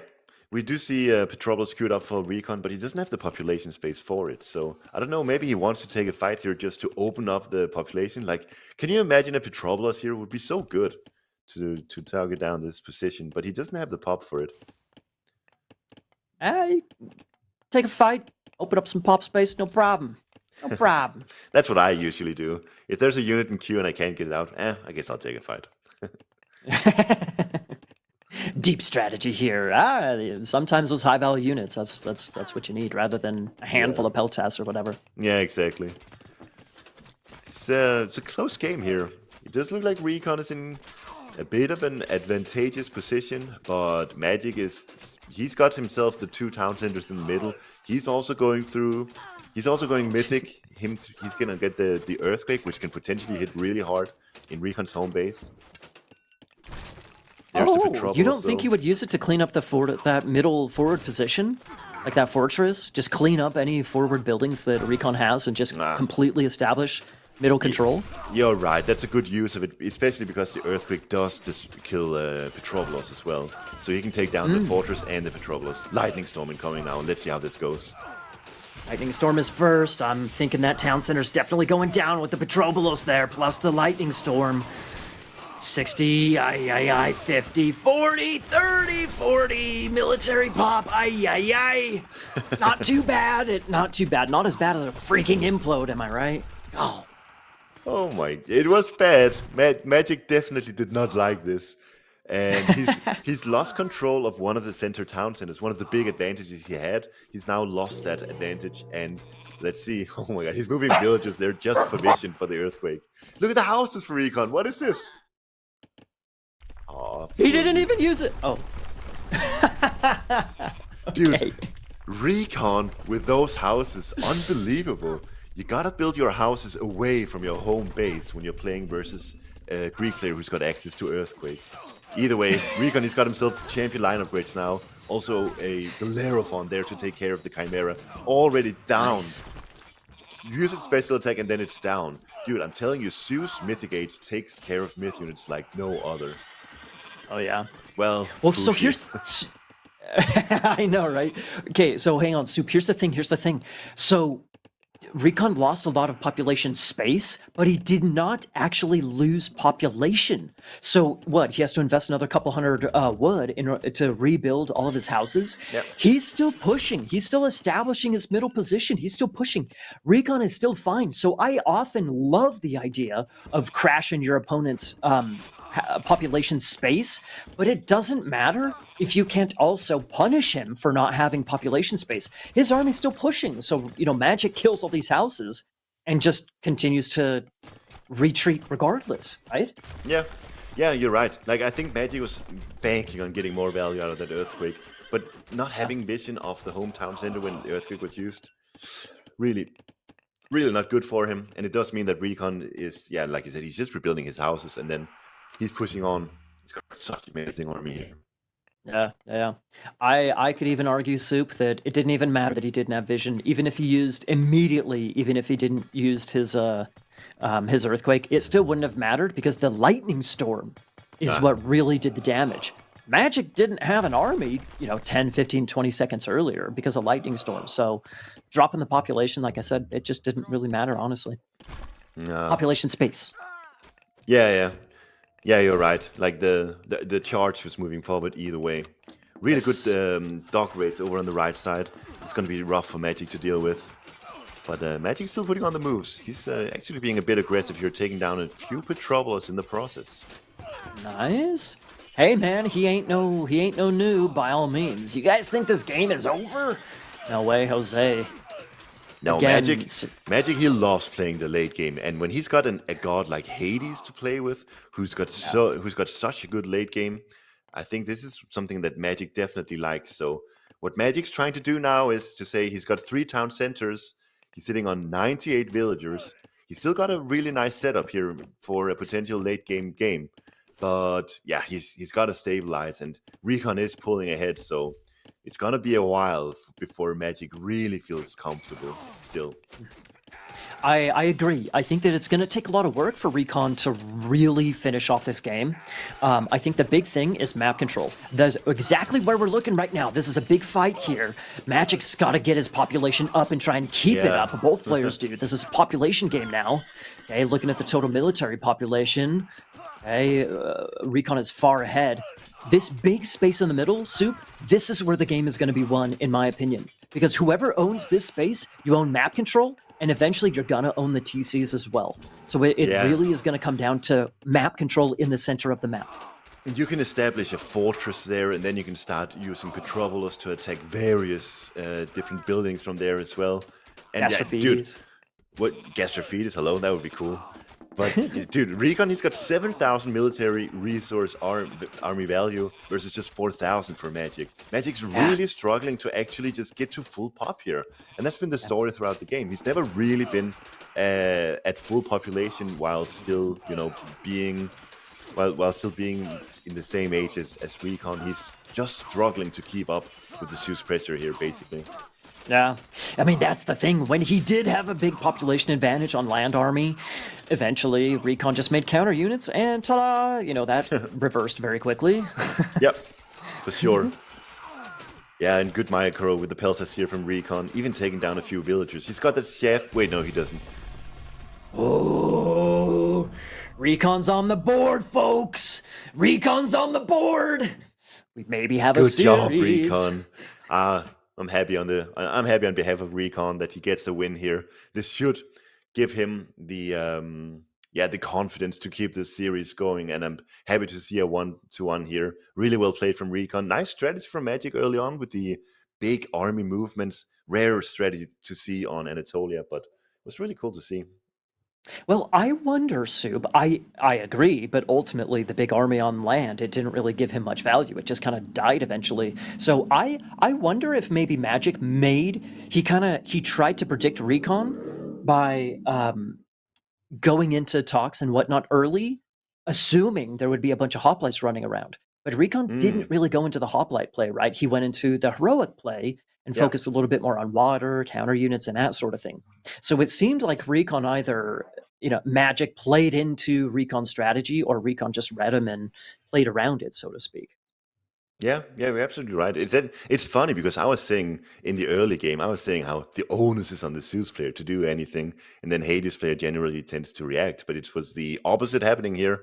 It was actually Magic putting on the aggression, and RecoN doing a really good job just saying, all right, I'm going to take things slow. I'm going to go heroic, get my Pell tests, and then we'll be just fine. Here we have the big lightning storm. Magic was trying to salvage this by garrisoning a lot of his units inside of the town center, but at the end of the day, he still lost a lot here. And the town center does go down, and now these units are popping out of the town center, and such a small army here. I mean, it was a good idea to try and save his units. I think maybe if RecoN was pushing on this position, he could have saved more units by popping them into the fortress. But Yeah. ultimately, RecoN went to the right side. There's only one, the one building there, and ta-da! You can only save so many. Bellerophon. Bellerophon looking so good today, doesn't he? I feel like whenever we Yeah. see him, he's just doing such a good job. Instead of no John Wick today, folks, but we got a Bellerophon instead. We have Bellerophon at Yes. home. All right, yeah, this is just RecoN with the big population advantage. Magic never after the lightning storm was just not able to repopulate his army, and then RecoN just takes it there.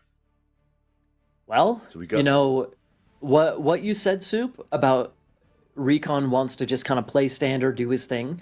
I don't necessarily think that he played standard per se with Zeus, but if you have an advantage, if your god has at least a little bit of an advantage on a single map, you gotta take those wins, right? You can't be giving up wins, especially not in a shorter series like a best of 5. You gotta take those wins, especially when you're on a 4-game losing streak. So I think that that was a very, very crucial win for RecoN to get, just for the sake of the series, for the sake of him potentially performing, in future matches. I think that was really important.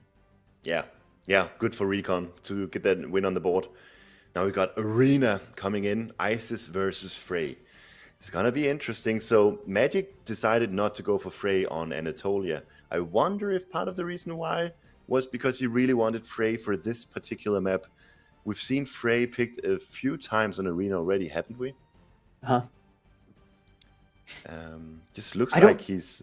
he utilizes the early walls really well, doesn't he? Because that allows him to just not get raided and to sort of wait out the early game where he can otherwise be vulnerable, and then he gets to that mid to late game where he just really shines, right?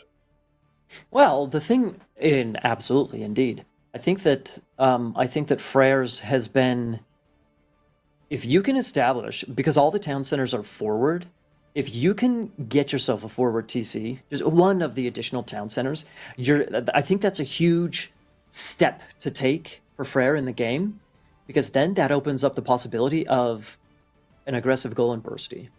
Maybe not even an aggressive one, but that's going to be such a big target. So if you Yep. can get a forward position, you have Golem Bursty to save that position or attack your opponent's position. So Yeah. I think Isis definitely can put on some, to complicate some things early on against Norse in the center of the map. Sure. Is that RecoN style? Potentially. Is it going to do it? Maybe. I don't know, but I think I like Frere, honestly. I like Frere. There might be a big crux with Ancestors Eclipse push somewhere, but aside from that, I think I like Frere here.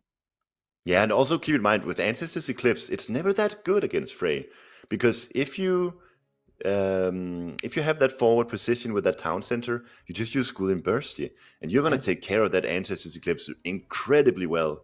And this is also why a lot of top players really like to go for Frey as a sort of counter to Isis, because the Ancestors Eclipse, which you would otherwise rely on so heavily, not really that useful versus Frey. Yeah. And there's something else I wanted to mention here about this arena map, because such a unique map. But at the end of the day, this is still Age of Mythology. If you just sit in your base, if you sit behind your walls and let your opponent grab control of the middle in this matchup, for example, that's gonna be a disaster. We are playing arena, yeah, sure, but there will be lots of skirmishes going on. Could potentially still be some sort of like semi-fast mythic game occurring, sure.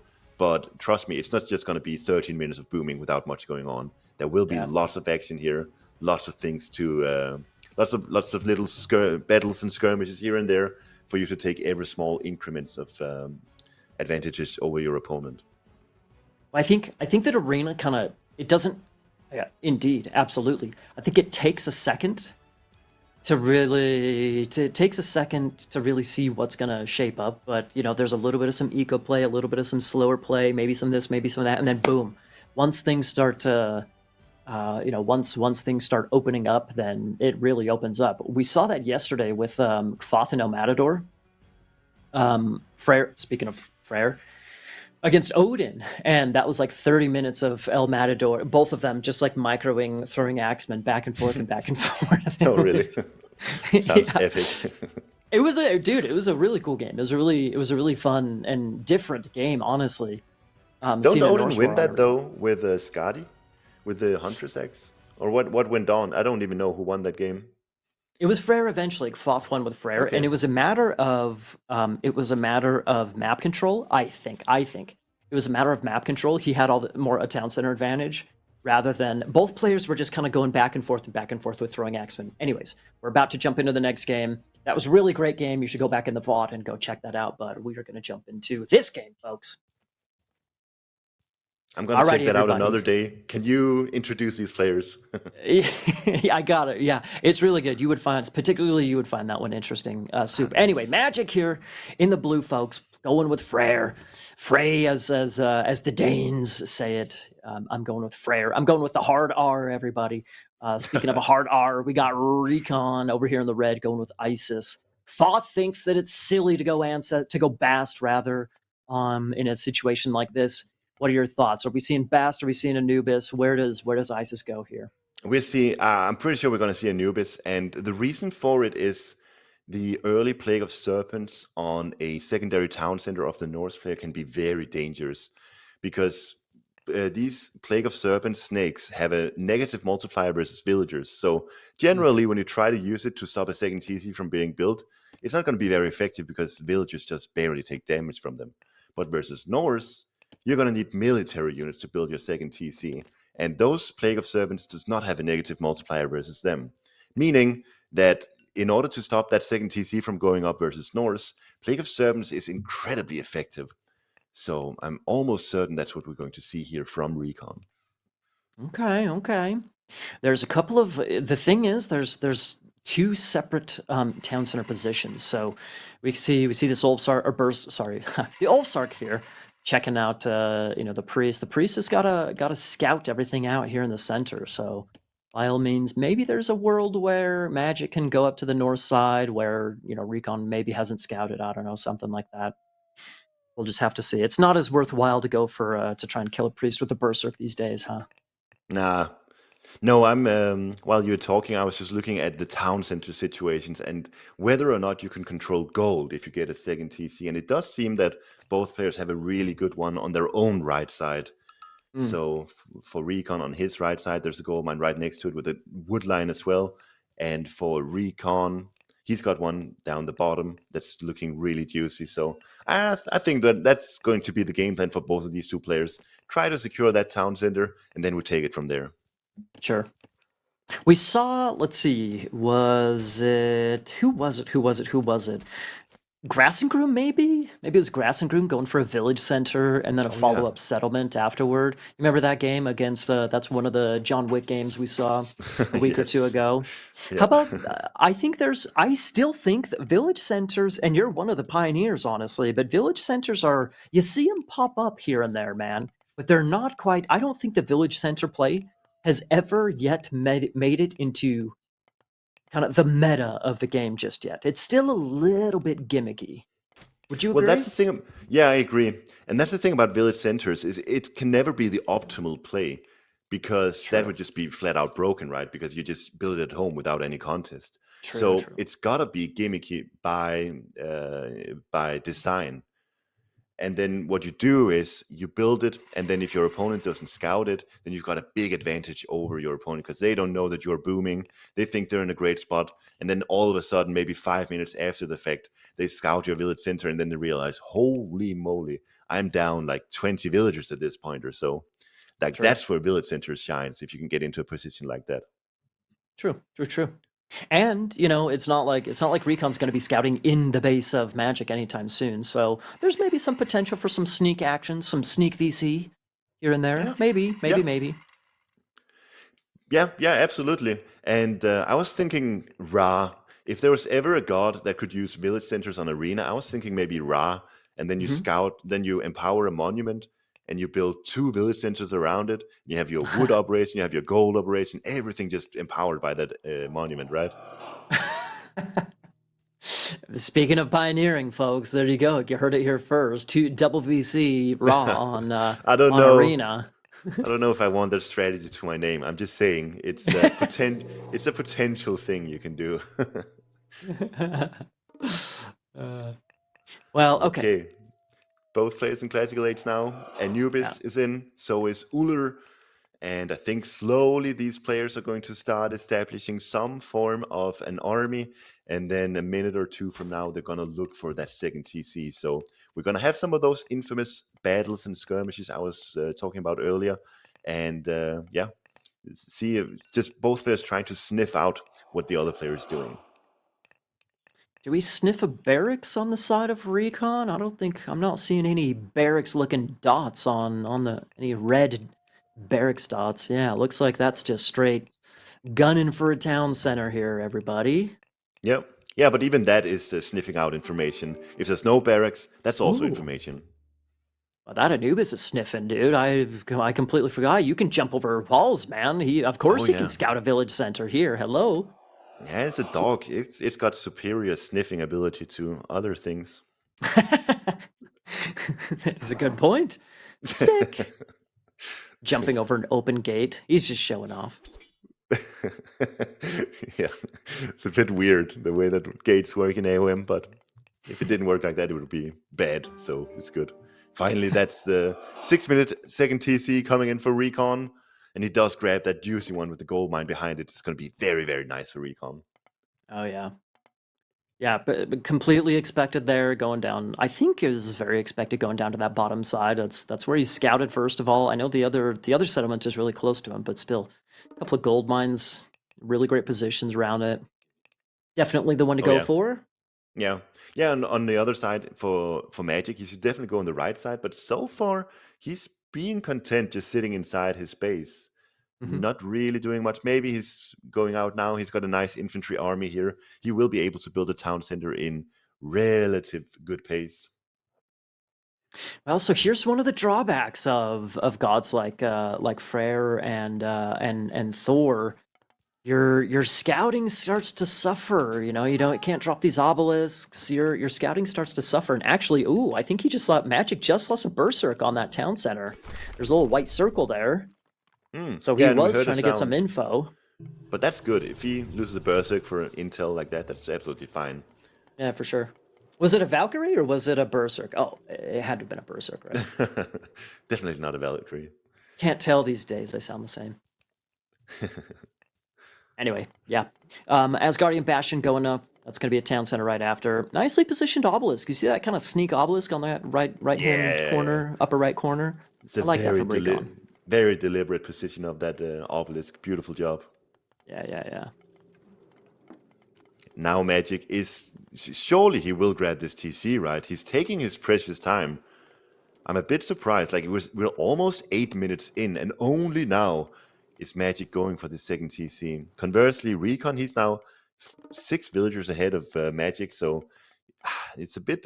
Obviously, you gotta when you're against Anubis, like I mentioned, you gotta respect those early Plague of Serpents. So that's why Magic is taking his precious time. But I would wager that he's maybe taking himself too much time here. Well, Four it's like Anubites now. that's sketchy, man. Against foreign Hubites, that's way sketchy when, the Purser is so slow. He doesn't really find any value though. But since Magic lost that Berserk to the town center, he should kind of know that, there shouldn't really be much military presence aside from a couple of Anubites here. So I'm a teensy bit surprised he didn't try to rush up the town center a little bit faster. Instead, he wanted to go for this hill fort. Yeah, Um, totally. Yeah, it's a I game of agree. seconds. I mean, maybe would have got out a couple of additional villagers sooner. I don't think it would have made a huge difference, but still, He's down still, now still, six still. villagers versus Isis, and being Frey versus Isis down 6 villagers, it's honestly not the end of the world. Frey has Sure. such a good mid to late game, and he's gonna get to 100 villagers eventually. And when he does, it's gonna be rough for RecoN. He's gonna have when you get to Frey's gift, when you get to the 9 waves, there's so many good unique technologies available to Frey, and they're really particularly good against Isis. A lot of them, like the hero upgrades, for example, I just like Hmm. them a lot.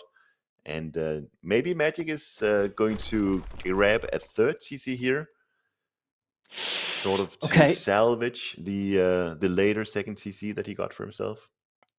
we see Nephthys coming in. I know Magic does not see Nephthys coming in. We see it coming in. Is I'm sketched out on a third TC play. Hmm. Yeah, I don't even know. I don't think Magic is not looking to be fighting here. At this point, I think Magic is looking to drag the game out. And so Hmm. I think it's all right to take this, honestly. He's got Okay. Guin Bursty available to him. Before long, he's going to have Tempest available as well. He's going up through Aegir now. So, what this allows Magic to do is to just say, all right, any fighting that's going to occur, it's going to be on my side of the map, and I will have my god powers available. I prefer what he's doing here, Soup. Oh Oh, look at that. man, Very nice raid here. I mean, dwarves, good, decent reaction time from Magic, but that's still, what, 2-3 dwarves going down? It's a really good raid. These aren't upgraded even, but they're still doing a tremendous job. Yeah. Anyway, Magic clicked up Heroic through A here, like you mentioned, and then he took the town center. So I think I definitely prefer that, going for the age up, and then going for the town center grab afterward. Yeah, it's a good order of things. Yeah. Once again, the dogs are inside the base trying to find value. Ancestors available, so I don't know. I don't think we're going to see it here. Probably going to be used in conjunction with a big attack instead. Well, What we are you also oohing have. about? I'm oohing about Thoth potentially coming in here. These Anubites can give instant. They could jump over the walls and give an instant. Okay. That's We now, have a lot now going I'm on here, oohing Soup. over ancestors. I mean, ancestors as well, but still, an meteor in combination with all this could be sick too. We got the combo going before then, folks. There's a lot of villagers here, a lot of Dude, ancestors. it's a big attack from RecoN. This is huge. The rarely seen serpents plus ancestors combination of god powers, but it's doing a lot of work here. Oh yeah. Look at the village discrepancy now, 58 to 46, man. So I'm not sure how many villagers he actually lost, but it's definitely a handful and then some. You know, this you may look at this and just think this doesn't look like that much damage to what you're talking about. But just compare, just know that you're playing versus Frey. You got Plague of Serpents and Ancestors. These aren't you're not gonna find much value with these god powers at this stage. So the way that RecoN used them here to find some value, and I would actually wager some good value, this is really nicely done. I like the way that he used those two god powers. Hey man, he's got Thoth coming in as well, so he could potentially follow that up with a meteor in the base as well, find some additional value there, and that just really cuts Magic off at the knees, right? You mentioned that Freyr and Magic wants to push this game, delay this game, stretch it out and whatnot, so that Freyr can start rolling, and he's kind of been hacked off one leg. Thoth can maybe hack off the other leg and bring RecoN a victory. There's 3 town centers, though, so there's some recovery available for Magic here. Yeah, for sure. Yeah, the later the game goes, Magic will be fine. But Big Tempest coming in here. Let's go look at how this goes. There's only 4 raiding cavalry hitting as the Tempest is going in. And this means that very few of these units are actually slowed down or stunned or frozen, whatever it's called. When you use Tempest like this, if you've got a big army nearby to block the exit route or whatever, then you can really make Tempest hit hard. But here, when you barely have any units nearby, you see actually a easy enough escape for RecoN. This wasn't a big blow to RecoN at all. Yeah. I wonder if Thoth or a meteor here on the front would maybe be good. I think so. On this army, and there's rock giants in the mix as well, this makes things awkward for Magic when he retreats. Yeah. And we'll see when the Mythic Age hits. Unfortunate for RecoN, it's going to be a bit sketchy now. If you had it 10 seconds earlier, that would have been an amazing meteor when you said it. Oh, indeed. There's still potential. You don't have to use it right away. There's still potential. Buy your time to a good usage, by all means. Magic has got to try and avoid it simultaneously. RecoN's got like X-Men Chariot Archers against mostly raiding cavalry. We do see Meteor used now on the gold mine, and those dwarves lost, I don't know, what was that, 70% of their HP. They're vulnerable, could even die to a new Meteor. Maybe not. If you got a second hit on those dwarves, that would have hurt. Or can you imagine like low cost or just some Anubites there ready for the final blows? Either way, I think Magic survived that decently, but RecoN is definitely in the lead now. He's got all the pressure that he wants. 96 population in for Magic only. He's got a vill advantage. He's got a military advantage. He's got obviously a total pop advantage. If he can clean up this little rock giant, once he can start pushing out into the middle of the map, I think he's going to be in a great position. Phoenix even, complicating the gold situation. I like it. That's an amazing raid, honestly, from RecoN. He sends 1 Phoenix there. That Phoenix would not get much value, if any at all. But when you use it for raiding like this, he's forcing the idle time on every single dwarf on the side of Magic. And Magic's really struggling now. He's in the heroic age, and he's on 62 gold. struggling to even just replenish his army. And this is great for RecoN because it means that he will be Mythic Age versus Heroic Age for a long time to come, I think. I think too, man. I think too. The chat is really skeptical of Meteor, man. I think it was really good, not necessarily because it killed 1 million units, but it just opened the game. It opened up the map for RecoN to just push through, right? It took out one of those crucial hill forts. It did kill some units, etc., etc. I think it definitely was valuable. It was not an implode that kills 80 units instantly, sure. But I mean, check it out. No, I liked it. And then you got to remember on Arena that what even are you hitting? If you look at Magic's home base, for example, let's look at this raid actually. First of all, really sick raid here. There's so many villagers on the side of Magic. There's the Dwarven miners. There's a hunting operation, and even though there's an Asgardian Bastion and a TC, this raid is gonna hit hard, I think. Yeah. The idle time, at the very least, is the value here. Rather than losing a couple of units on... Oh! Yeah! Speak of the devil! Big entrance from the piggy there. Skadoosh! All right, nice. Wilbur, I think that's your Desla's name. Wilbur making an entrance. 3 town centers coming in for both players. Go ahead. Oh my god, what a good attack here from RecoN. This is going to be very rough for Magic to deal with. That Wilbur, or Piggy, or Babe, the whatever you want to call it. Jonker.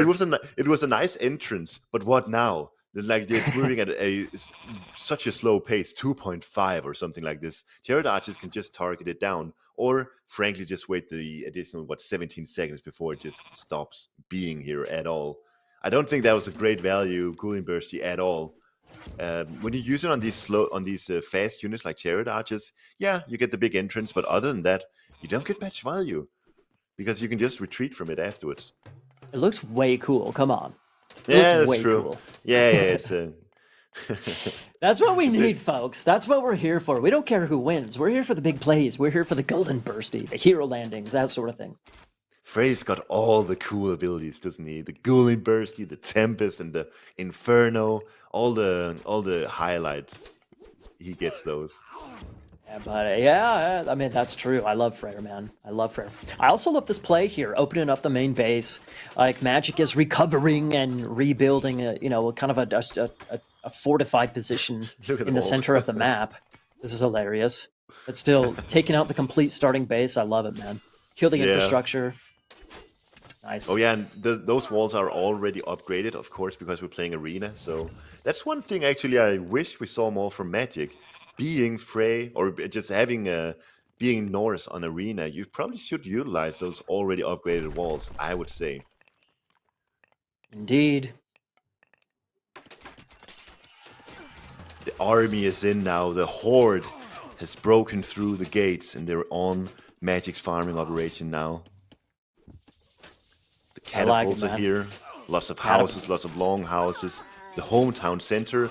I think maybe RecoN thinks that Magic is going Mythic Age now, so he's going for the... Oh my god. He's sieging down 2 town centers simultaneously. Poor... I wonder if he could use Golem Bursty there, actually, to get inside of RecoN's walls. I wonder if the range is quite big enough. That'd be funny. Would be such a cute play if he did that. It would be adorable, right? So cute. Elephants now in for RecoN as well. These Thoth elephants are very, very strong. I don't think they've got that many upgrades to the name just yet, but when they do get all of them, they can be a real force to be reckoned with. And in the way that this game is going on, I think elephants can potentially have a lot of value. Especially with X-Men in the mix, because they can take care of the only real counter unit, the Herdman. So yeah, that could be really sick for RecoN. He can do so many things at this stage. What about the strong Berserks? Is that not a decent enough against elephants as well? No, it's not. Would you give Vidar Berserks? No, elephants are better. But I agree, honestly. Herdmen are great, but the issue, of course, with both Herdmen and Berserks is that they get countered by X-Men, and RecoN knows this. He's making full Mictl units, and then he's adding in the X-Men, and this is definitely the way to go versus Norse. You see all the Huskarls, they're menacing units, but when there's X-Men in the mix, they're actually not that effective against the Egyptian army. Yes. Very much so, very much so. I mean, good luck. Good luck here, Magic. I wonder what Magic is a big proponent of. Chariot archers are weak. Chariot archers are weak. I wonder what he's going to think after this, because once you mix in, like you said, just a couple of axes, oh boy, does that plus the micro, man, it really complicates things. Yeah, and this is like Magic is doing the right thing. He's making Hoscals here, but I mean, to be fair, he is way behind. Yes. Inferno is Yes. hitting. No. No. Oh. No. This is the Great issue with reaction time by RecoN, man. when you use Inferno on Chariot Archers or Cavalry or any fast units, this is what happens. The units simply just split, and the dog is running in the wrong direction and just explodes into nothingness. What if you could control the little fire wolf guy? Yes. What if you we could need control him? How sick would that be? We need that change. Inferno Right. needs that change. Dude, can you imagine, like, when you cast it, you almost, like, curve it while you cast it? That would be so cool. Think about Fey Beasts, dude. You could run stupid Fey Beasts all over the place, and and you're laughing, mate, right? As Boyd would say. Why not the same with the Inferno Wolf? Come on. It's really cool, Inferno, the way it already is. But yeah, you're right. It could also be cooler. Look at the elephants now. They're going to town. Good action up here from Magic, to be fair. But his home base is just being wrecked at the moment. Well, maybe that's the way back into this game for Magic. He just lost a bunch of farms. This is obviously a horrendous situation here for him in his main base, but he is kind of allowing himself to get hit from the side. Maybe Magic can go, late game full send, like Norse style, where he's got units and Huskarls and that just all over the place causing havoc. I don't know. Maybe there's a world where he can kind of come back by complicating the game. Yeah. Yeah, I mean, I would love to see it. These villagers are being forced away from their home base. So this arena defense that Magic got for free is now completely lost. His villagers are all now out in the open, and Titan is being built by RecoN. He's making elephants mostly. I see him continually producing catapults. I think he's realizing the more siege weapons he's got, the better. And over on the side of Magic, he's just getting all those unique Frey upgrades, and he's making Hoscals and Herdmen, nothing else. Here's the thing, Soup. If here's a situation where it becomes a detriment that the Freyr upgrades are so slow to research, because what could be a really sick power spike is actually it's not a power spike. It's like a power. I don't know. It's just a power waiting game. It's often the most awkward thing about Frey. It's like, all right, I got this amazing heroic age timing. Now what I do? Oh, I gotta wait a minute and a half. Exactly. Like there's some of those mythic age upgrades that take so long to research. It's like, yes, I'm mythic. Look at all these upgrades that I'm researching. This is gonna be great. And then 5 minutes later, where are my upgrades? Yeah, and then they take up all the production space as well, so you can't build units. Meanwhile, so where are my upgrades? Where are my units? Gotta be careful, folks. Magic's doing a decent job here with the Hoscal, the weird Hoscal throwing Axemen, Herdmen unit composition. I mean, the idea is there. Throwing Axemen kills Axemen, Hoscals kills Archers, and the Herdmen kills the Elephants. But in theory, I mean, that's the theory, but then in practice, there's just not the population for Magic right now. He's got 185 versus 250. Yeah. I agree. I mean, indeed, honestly, I don't know. I still maintain that there's a small window of opportunity to just guerrilla his way back into this game, right? Eventually gold's going to start running out. Trade routes are going to start coming into play. That's a sensitive spot for RecoN. I guess the Titan Gate is coming in, and there's no answer to a Titan Gate, so that's probably going to be the ultimate GG. But if the Titan were not coming in, I'd say that Magic, there's plenty of opportunity for him to make this into a game and stay in this. Plenty. I think RecoN's doing a really good job with his unit composition. I like what he's doing. Elephants are a good threat against buildings. He's adding catapults continually throughout the game. And the way that he's got his composition now with all these Axemen in front in particular, it's really, really rough for Magic to deal with. Like RecoN right now, he's got, I imagine, like 20-30 villagers on Titan Gate, but he's still the one pushing through. That's how dominant the position he's in.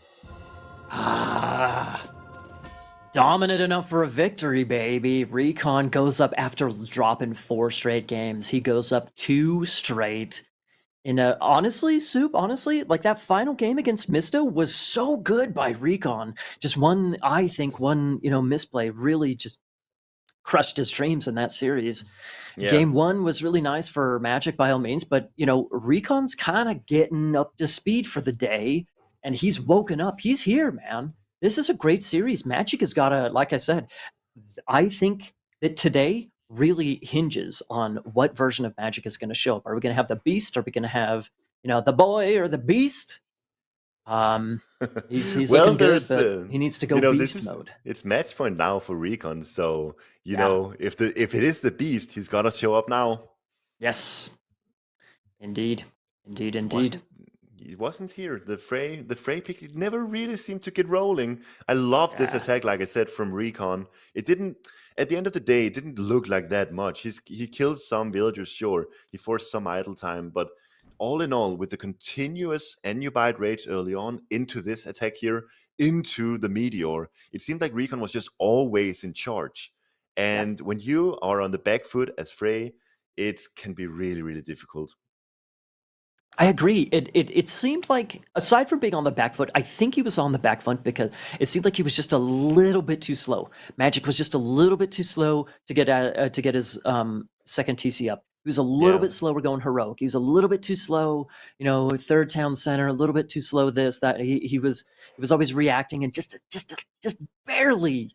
We're talking like 30 seconds, 60 seconds. Just Yeah, for slow on sure. doing certain things, but that's The- the level these we're are at. such high level games that any Yeah, small thing, like adding that second TC a minute late, that's going to yeah. snowball. That's going to accumulate into more. And I think that's what we saw here. It's just RecoN doing. He's hitting all the right timings. He's getting a lot of damage dealt with his raids. And like here, the Chariot Archers are doing tremendous job. He's just sniping units left, right, and center. Oh yeah. Oh The yeah. rock giants, they're tanky, sure, but if that's all you've got, Magic, it's not good enough. He only made the single rock giant, didn't he? I don't think I really saw any additional rock giants show up. I think there was at least 2 in that fight, so Well, so he never quite got that nice comfortable unit composition with a bunch of yeah. a rocky front line. Oh yeah. So sick. You It know is what, so. Soup?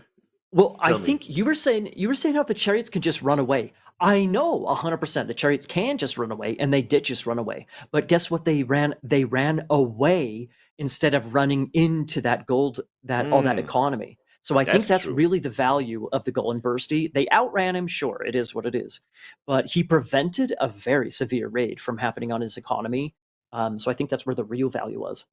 But you say you like to play Frey, so you also know that when you play Frey, you need to get some actual value from both Gulin, Bercy, and Tempest. These are such amazing god Yeah. powers. But this game, Magic, the Tempest, like we talked about, the damage just wasn't there. We saw it in the replay just now. Tempest Hmm. just wasn't there. Same with Gulin Bursty. Sure, you kill 5 or 6 unit and you prevent a raid. Okay, cool. But that's not what you want. You want those god powers to sweep your enemy's armies, and you want to utilize that to gain map control and so on and so forth. But here, those god powers are just not insignificant, but almost. And same with Inferno. Like that's I think that's the story of this Frey game. The god powers just wasn't utilized properly, or I mean properly. The RecoN did a good job, obviously, of forcing some bad god powers as well. Well, Magic has had some really goofy god power uses over the past couple of days. He had some questionable Great Flood action yesterday. He had the Inferno that was a bit of a dud. So he's God powers are so important for for Retold. Honestly, you got if you don't in a situation like this, playing against top players, if you don't get value from them, yikes, you're essentially going to be behind because your opponent almost certainly is. Yeah, and I think especially with Frey, maybe even more so than any other god, you gotta get the value in with Frey. The Gulin Bursty, the Tempest, the Inferno, these are big play god powers. And if nothing much happens of it, then you are not in a great spot. Anyways, we've got the fourth game, match point for RecoN, like we said, Set versus Poseidon. What do you think of this matchup? I think that we've seen a lot of exciting set play on step. So I'm thinking back to, was it Thoth against Magic where we saw like a 20-minute classical play between them? Do you remember that game? Or Yeah, maybe it yeah, was yeah. Il Matador. I think it was Thoth Magic maybe. I Um, forgot, but I know which game you're referring to. that was a fun one, man. Just constant action, tons of action, huge armies, early on in the game. Really fun to watch. So maybe that's like the threshold. That's like the measurement stick I have. Like I want something like that. I don't know if we're necessarily going to see that with Poseidon against Set. That Well, dynamic is very different. I mentioned when we were discussing the god picks and bans, I mentioned that Poseidon, I reckon, is a counter to one of the Egyptians, and I think actually of all the Egyptians, I think probably even best into Set. I think this is exactly what Magic wanted: Poseidon against Set. I know that RecoN is a really good Set player, and he can make some ridiculous things work. But on paper, Poseidon versus Set on step, this big wide open map. I think this should be really really good for Magic. I think this is exactly what he wanted. So I'm hoping to see some gold coming out from Magic here. Well, so what about, having said that, though, having said that, Recon, we saw in the previous game get some really good value from Anubis play. We saw against Mista in that game 3 on Ghost Lake, getting some super sick value from the Anubis play.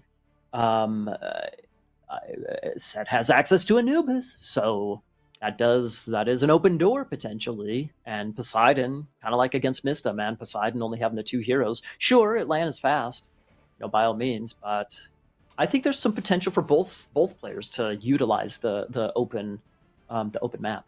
Yeah, for sure there is. And as always, you look at the map and you think, all right, it's a big open map, you can raid here, but the way that the map is usually played, it is around the second gold mine. It is Yeah. the big play, trying to deny either you're fighting over your own gold mine or you're trying to deny your opponent's gold mine. Um, it's such an exposed second gold mine. It's cool that we have this map. I'm really happy that not every map is like Step, but Step being like this, it's cool. It plays out in a really unique manner. And yeah, I don't think we're gonna see a 2 TC boom from either player here. Let's wait and see what the map looks like. But usually it's a 1 TC play. And dude, a curse timing from Magic or an ancestors timing from RecoN, stuff like this, we're gonna have to see something really nice from both of these players.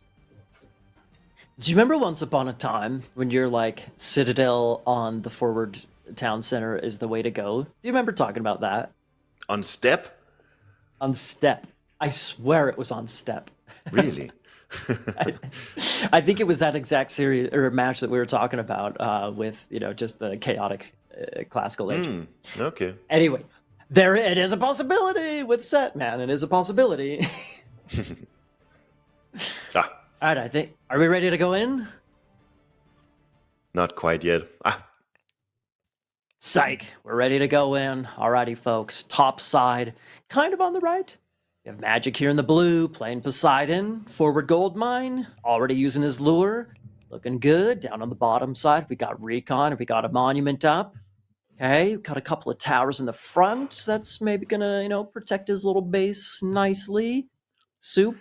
yeah, but What do just look we? at the gold. Look at the gold mines. We talked about this before the game, but it's like you got the initial gold mine, but then other than that, it's almost like there's the one in front, but not really much else, right?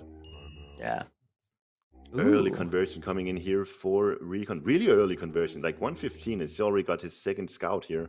He's got 3 more incoming. So that's going to be very nice. And he can steal the goats here. Magic cannot stay there with the Catastropos because, you know, then he's not going to get anything scouted at all. I know. This is such a rough spot for Magic, honestly. Really, really rough. Magic cannot take this fight versus the boar. But he, like, at the same time, he cannot just give over every goat to RecoN. So Magic's in a bit of a rough spot here. He's forced to herd these goats back home, and it just slows down Magic so much. Is it worthwhile? This is a bit ridiculous, but is it worthwhile to send a villager to try and snipe the boar? I don't think so. It's too much of an investment into something that RecoN gets for free. True, true. We have But seen that in the past. It's been a long time since I've seen that, but on maps like Marsh or something like that, I've seen some forward villagers going I and mean, actually, if you can stop the priest from converting, it's definitely worth it. But yeah, just to kill a boar as here, I don't think that's good. fair enough, fair enough. And ultimately, yeah, there's a little bit of life killed or taken from the scout of magic, but ultimately he kind of came out on top, dude. He's got, I don't know how many goats he has. We'll go check eventually once they're done scouting, but he ended up getting quite a few goats. So ultimately, it ended up being a Oh decent yeah, situation. He's got 10. He's got more coming in though. He's got more goats coming in, so not bad, man. Yeah, check it yeah, out, dude. good on Magic. Actually, really good job from him versus the set animals and the set ridiculously good amount of units in the arcade gauge. So yeah, good on him. It's going to be a 330 coming in for Magic with Hermes.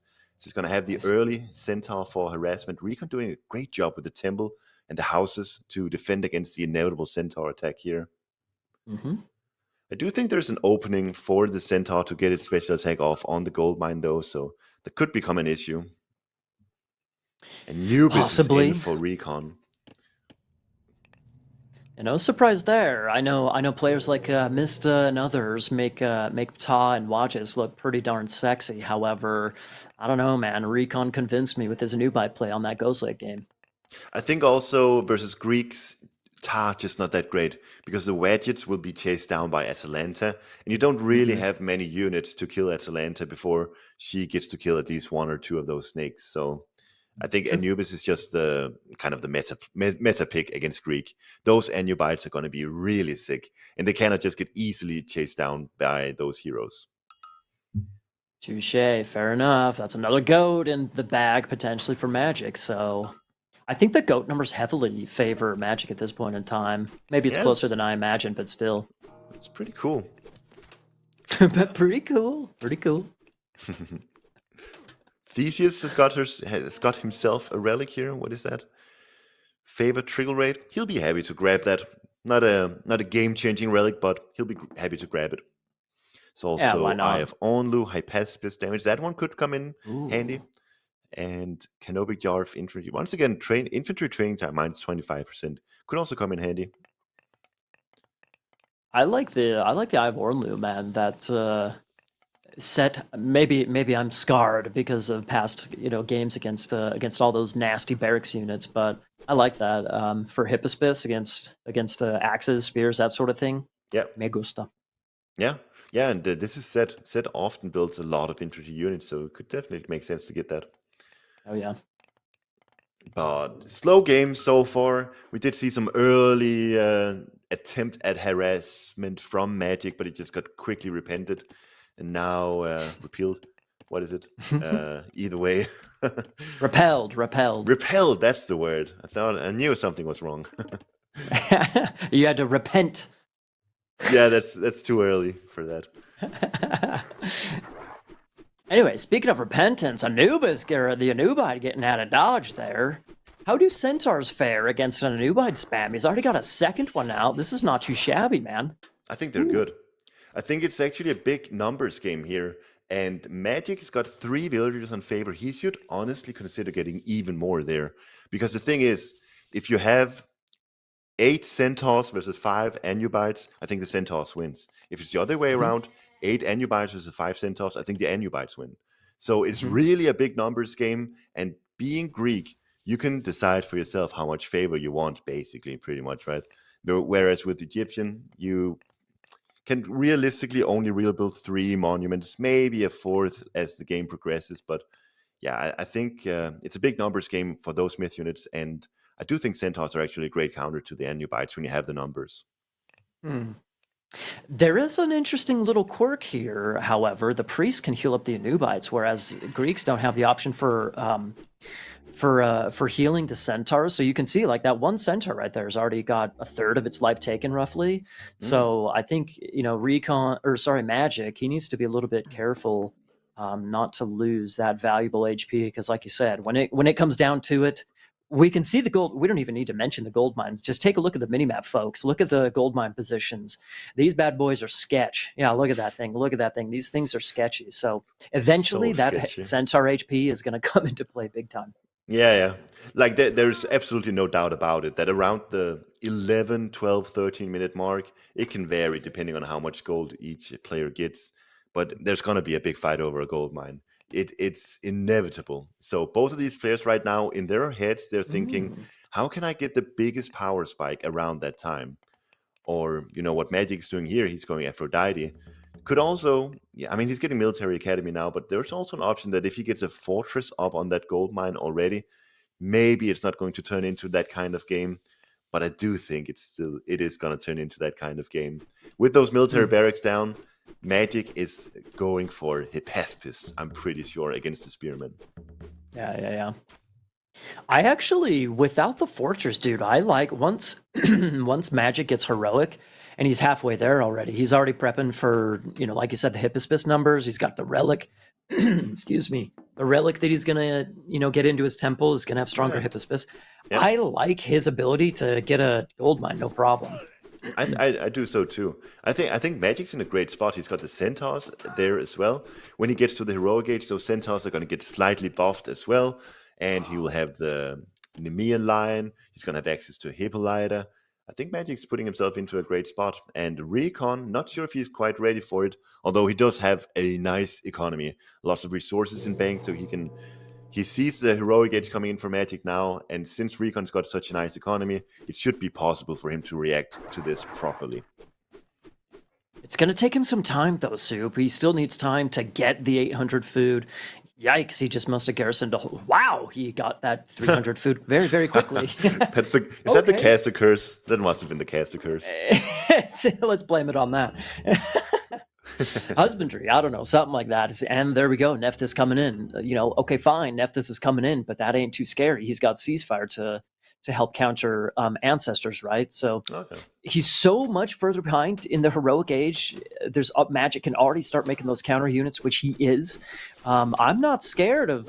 Maybe it's me, dude. I'm really not scared of Set at this point in time. I think that Magic is. I think he's. Oh, curse right away. Yeah, well, something you got to consider here is that, okay, sure, Magic's got the upper hand right now. He uses a nice curse here. This gives him total map control right now. But this is not the point where you need the map control. You need map control 3 minutes from now, 2 or 3 minutes from now. And this could come back to bite Magic in the butt because he's got map control too early. He hit his power spike too early. Maybe, I don't know. We'll see. That's so funny. I think that's the first time I've ever heard anybody say that. Like he hit his power spike too early. That's so it's funny. the thing because he invests into heroic age, and that is 75 seconds where his town center is not producing villagers. So RecoN having those 75 seconds of idle time later than Magic means that he's got more villagers out earlier. And, seeing as Magic is not really utilizing the map control for much, well, this is a nice action though. But, in theory, the later you get to the heroic age, the better in terms of economy. Yeah. I see exactly what you're saying, man, because he didn't have to leave his base. And so therefore Magic's power spike, he couldn't find value because it was too early. That's essentially what you're saying here. Yeah. Yeah, now That's the Mixel's so going funny. up, and there's the Hippaspis, the heroes, and the Nemean Lion, but there's so many units for RecoN, actually. Yeah. The counter units are in for Magic, though, but those Hippaspists are gonna get wrecked by both camels, dude, every single unit in this Mixel stronghold will take care of that Hippaspist. Well, so it's almost like here's the thing, though, Soup. He might not have been able to utilize his power spike just now, but it feels like delaying or denying the Migdal from going up. That should have been his purpose, like his goal there. But he allowed it to go up without any issues. So did Magic kind of misplay here? Miss some pressure on this gold or on the Migdal? I don't think you could have stopped it. I don't think so. There's Don't think also so? Ancestors. There's Plague of Serpents available. That Migdal is going up, whether Magic was prepared for it or not. Okay. Yeah, and this is it's such a sketchy position for Magic to be in because he's got so many Hephaestus here, Yeah. and there's gonna be chariot archers en masse in for RecoN, and they're gonna be sniping down these Hephaestus with ease. Well, what's funny is that he cursed all the spears early on, and RecoN did not really replace the spears. So now all the Hippospis are like, well, what do we kill now? There's a bunch of chariots or whatever, It's a good point. That curse could have been so much better on chariot archers when you think about it. right? X-Men coming in for RecoN too. So yeah, like in terms of unit composition, this is another thing. When you're the one to go at heroic age later than your opponent, you also get to sort of react to what your opponent has built while they've been heroic age. So now it's RecoN reacting to the Hephaestus spam rather than Magic reacting to, I don't know, if it was Chariot Archer spam and Magic was the one to get heroic later, he would be building Peltas, for example. Mm-hmm. Mm-hmm. Speaking of reactions, we have Spirited Charge coming in. We have heavy cavalry coming in. So a little bit of a switcherooski here for Yeah. Magic. Magic needs it. He cannot continue on the infantry route. Yeah. Good use of the lions here. That's how you got to use it if you can, like chain them together like this. Only kills 2 spearmen, unfortunately, for him, but still great use of the lions. Those can come in super crucial, man. When you're taking a big fight, if you can stun, a third of an army, half an army, and then, like you said, stagger it. So you use one, use a second, maybe get a third out there. Could be crazy sick.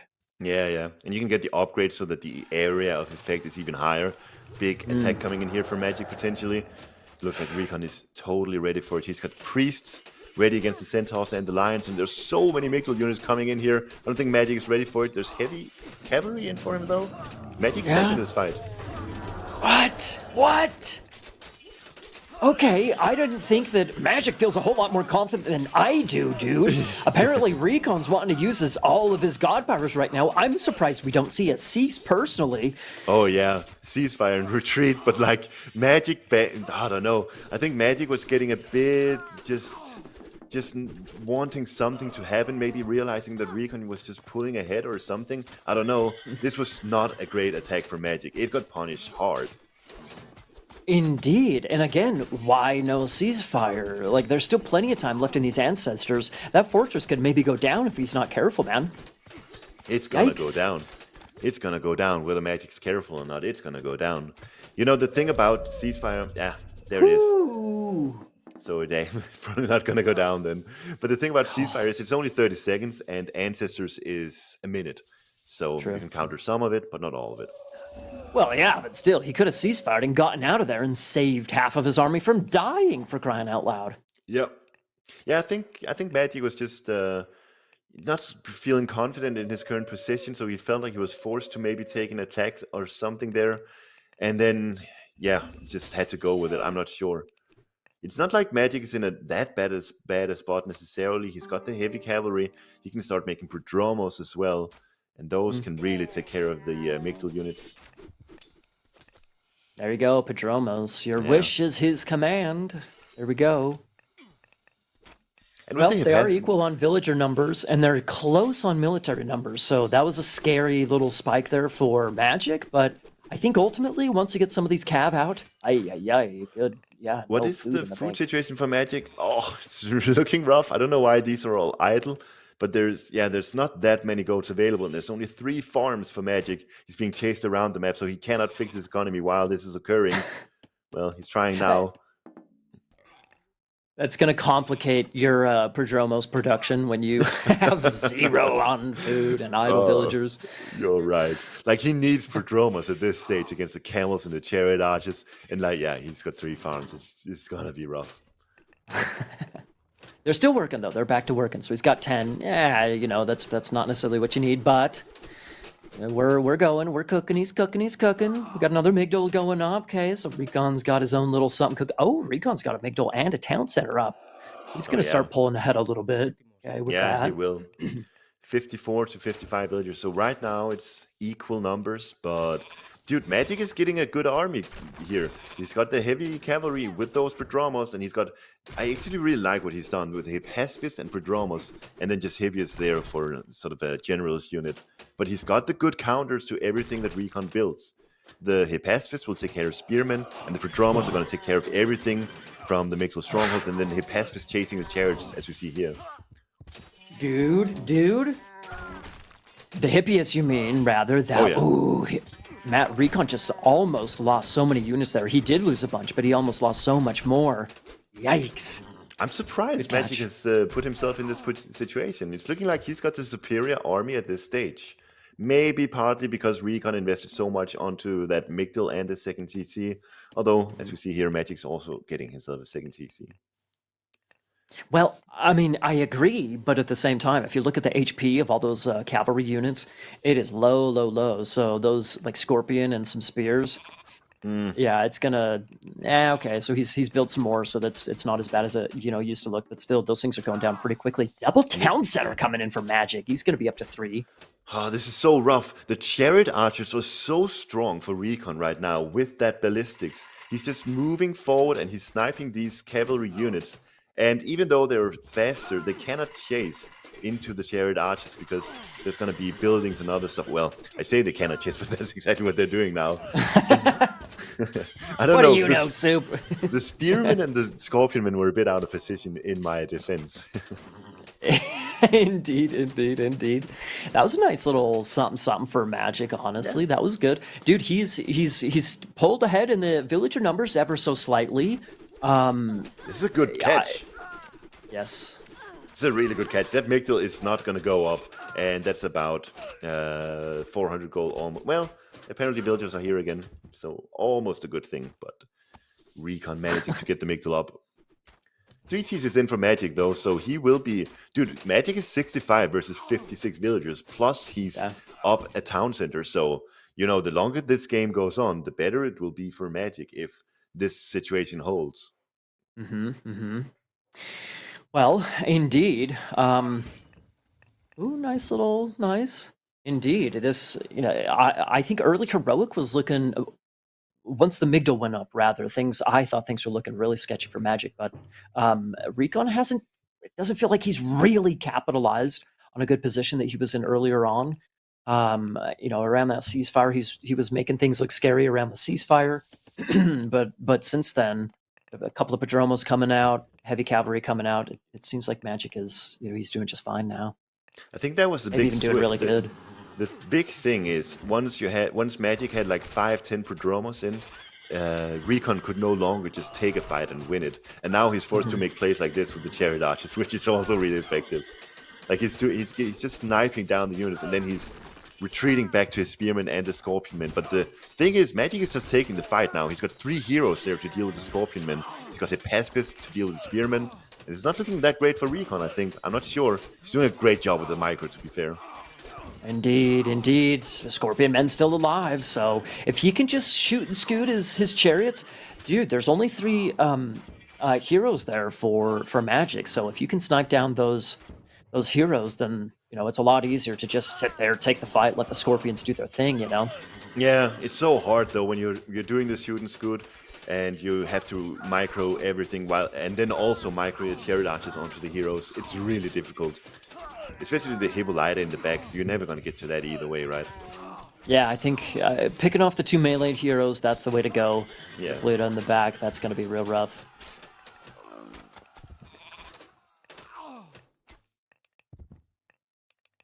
Magic needs Peltas. I think mixing in some Peltas would actually be a decent idea, honestly. Part of the value of Peltas is that it's such a good counter unit to chariots that it makes your opponent react so hard. I think we saw a few Peltasts earlier, but the issue is they're not even bone bow chariot archers, so yeah, actually Peltasts would do well against them. Magic has invested a lot into heavy cavalry though, with Spirited Charge, so I guess in his head he's just saying, why would I build Peltasts when I've invested so much into Hippias? Shouldn't I just be building those? Yeah, indeed. Good raid I think he's still taking good fights, though. This is a good raid. I think he's taking a good fights ultimately. RecoN's hanging in there, but still, things are still looking good for Magic. It's hard to say. This is such a clutch game, to be honest. Once again, Magic finding some villagers as they're trying to build along the map here. And, Yeah, it looks like Magic is winning the big fights, but then simultaneously RecoN seems to be winning the small skirmishes. Mm-hmm. It's just the name of the Indeed. game.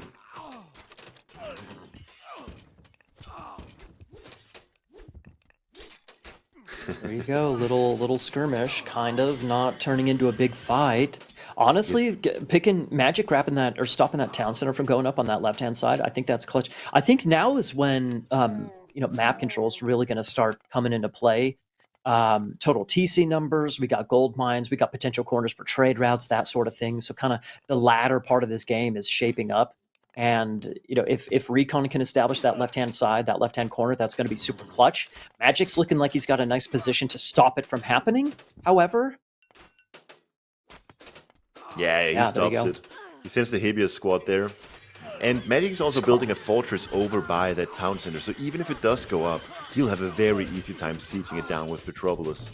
But now he's just chasing down the chariot archers with the Hibius. This is doing a good job. There's burning oil in for RecoN. The shooting's good. It's no longer as well. It's looking effective still. I'm gonna say it's not gonna be quite as effective as it was in the beginning. But yeah, Magic is sitting on a lot of resources. Probably looking to go Mythic Age right now. It's pretty cute Artemis, and it's in now. So Earthquake coming in. I wonder how Magic is gonna use this. It's got to be. I think I know. And Tornado, or sorry, Horus, pre-queued. He's got an Earthquake. In my opinion, if he Earthquakes the right, that's where all of the gold is over on RecoN's side, right? So if he takes out either the town center in Migdal or this right here, just the Migdal and what siege, whatever, he could just sit his army over on that position and boom, he's already got the fortress on the left-hand side. There's 3 gold mines, over there, for crying out loud. That's a gold star right there for Magic. Interesting. Yeah, so Artemis and Horus are in now. The thing about Horus is that Tornado can be a bit hit or miss.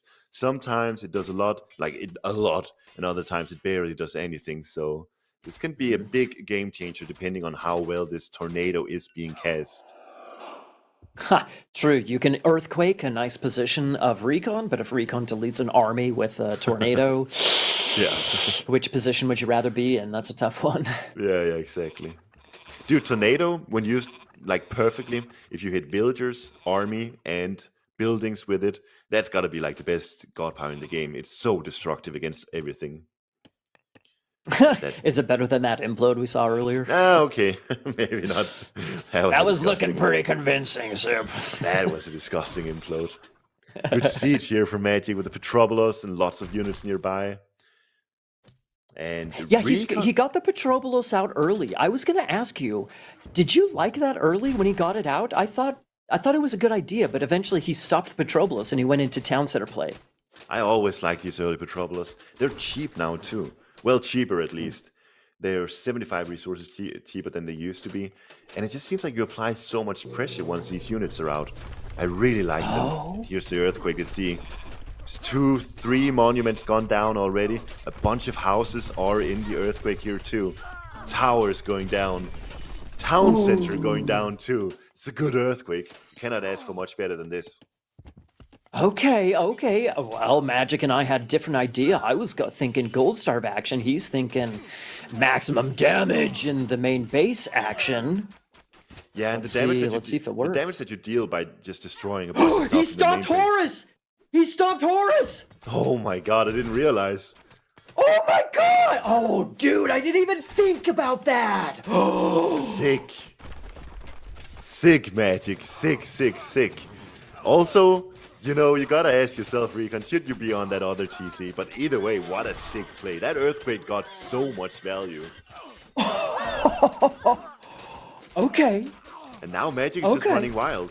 He's got a lot of Toxotes. I do love this unit right now, actually, because the range advantage that the Chariot Archer has over the Toxotes, maybe not as beneficial if Magic can actually just move his army into these Chariot Archers, which maybe he's in a position where he can do that.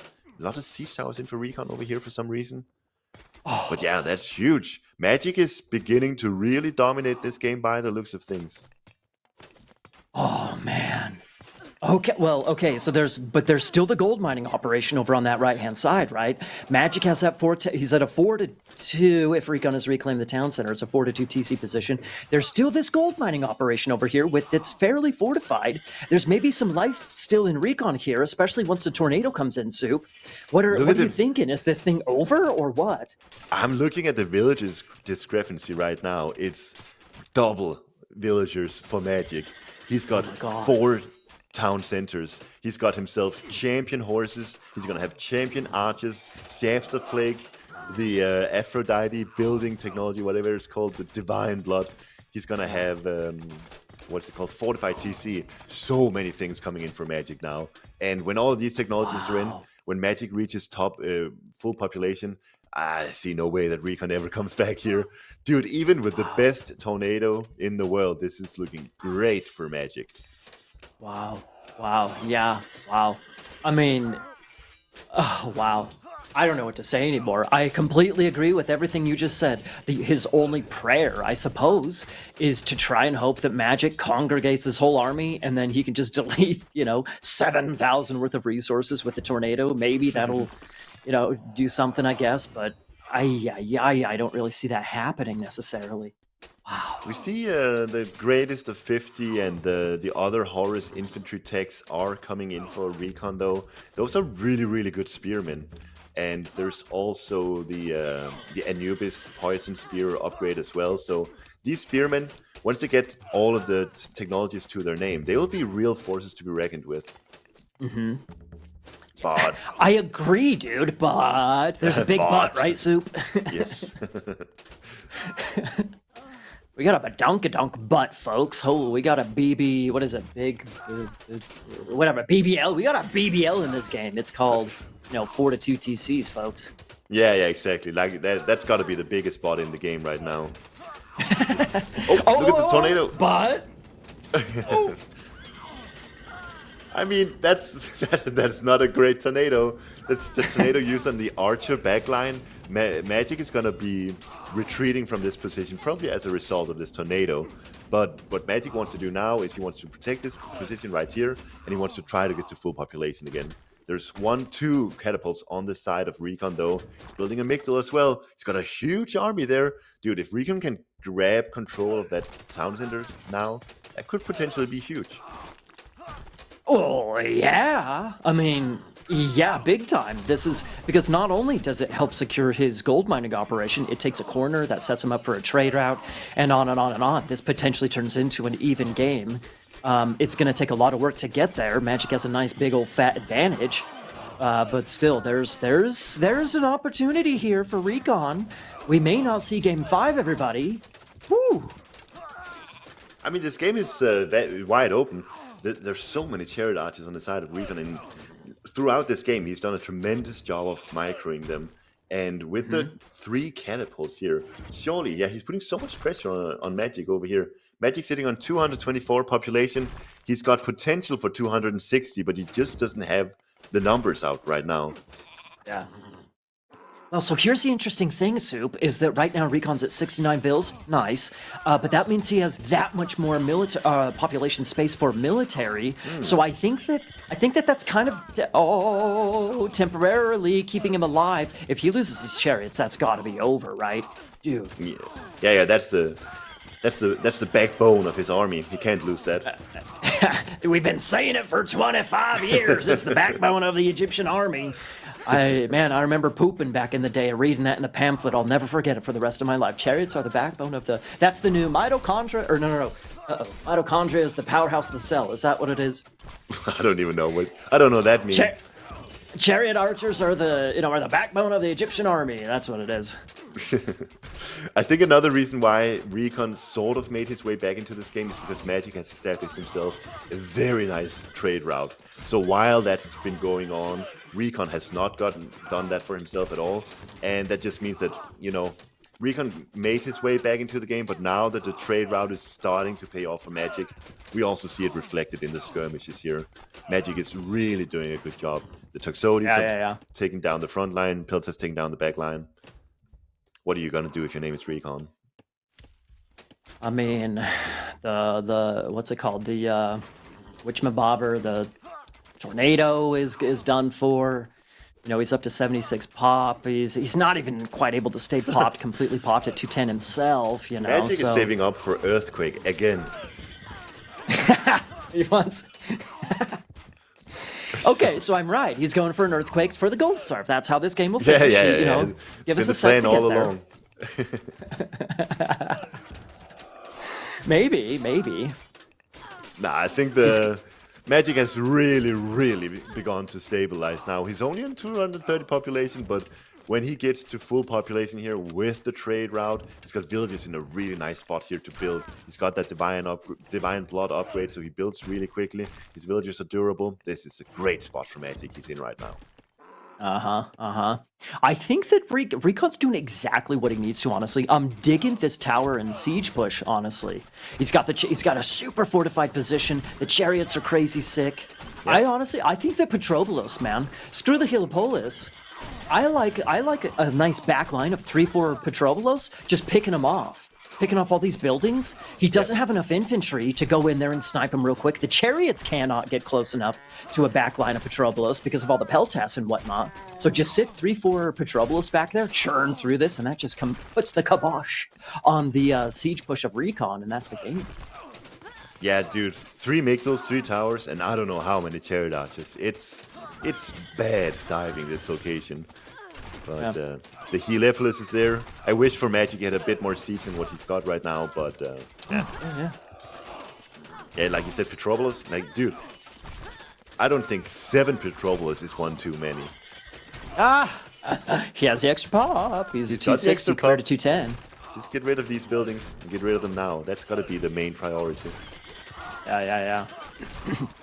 Yeah, I don't like. You see the group of spears on the left-hand side. They could pop into a building, pop out, and snipe the Helipolis quickly enough. I like the slower push, the ranged push of the Petrobolos, man.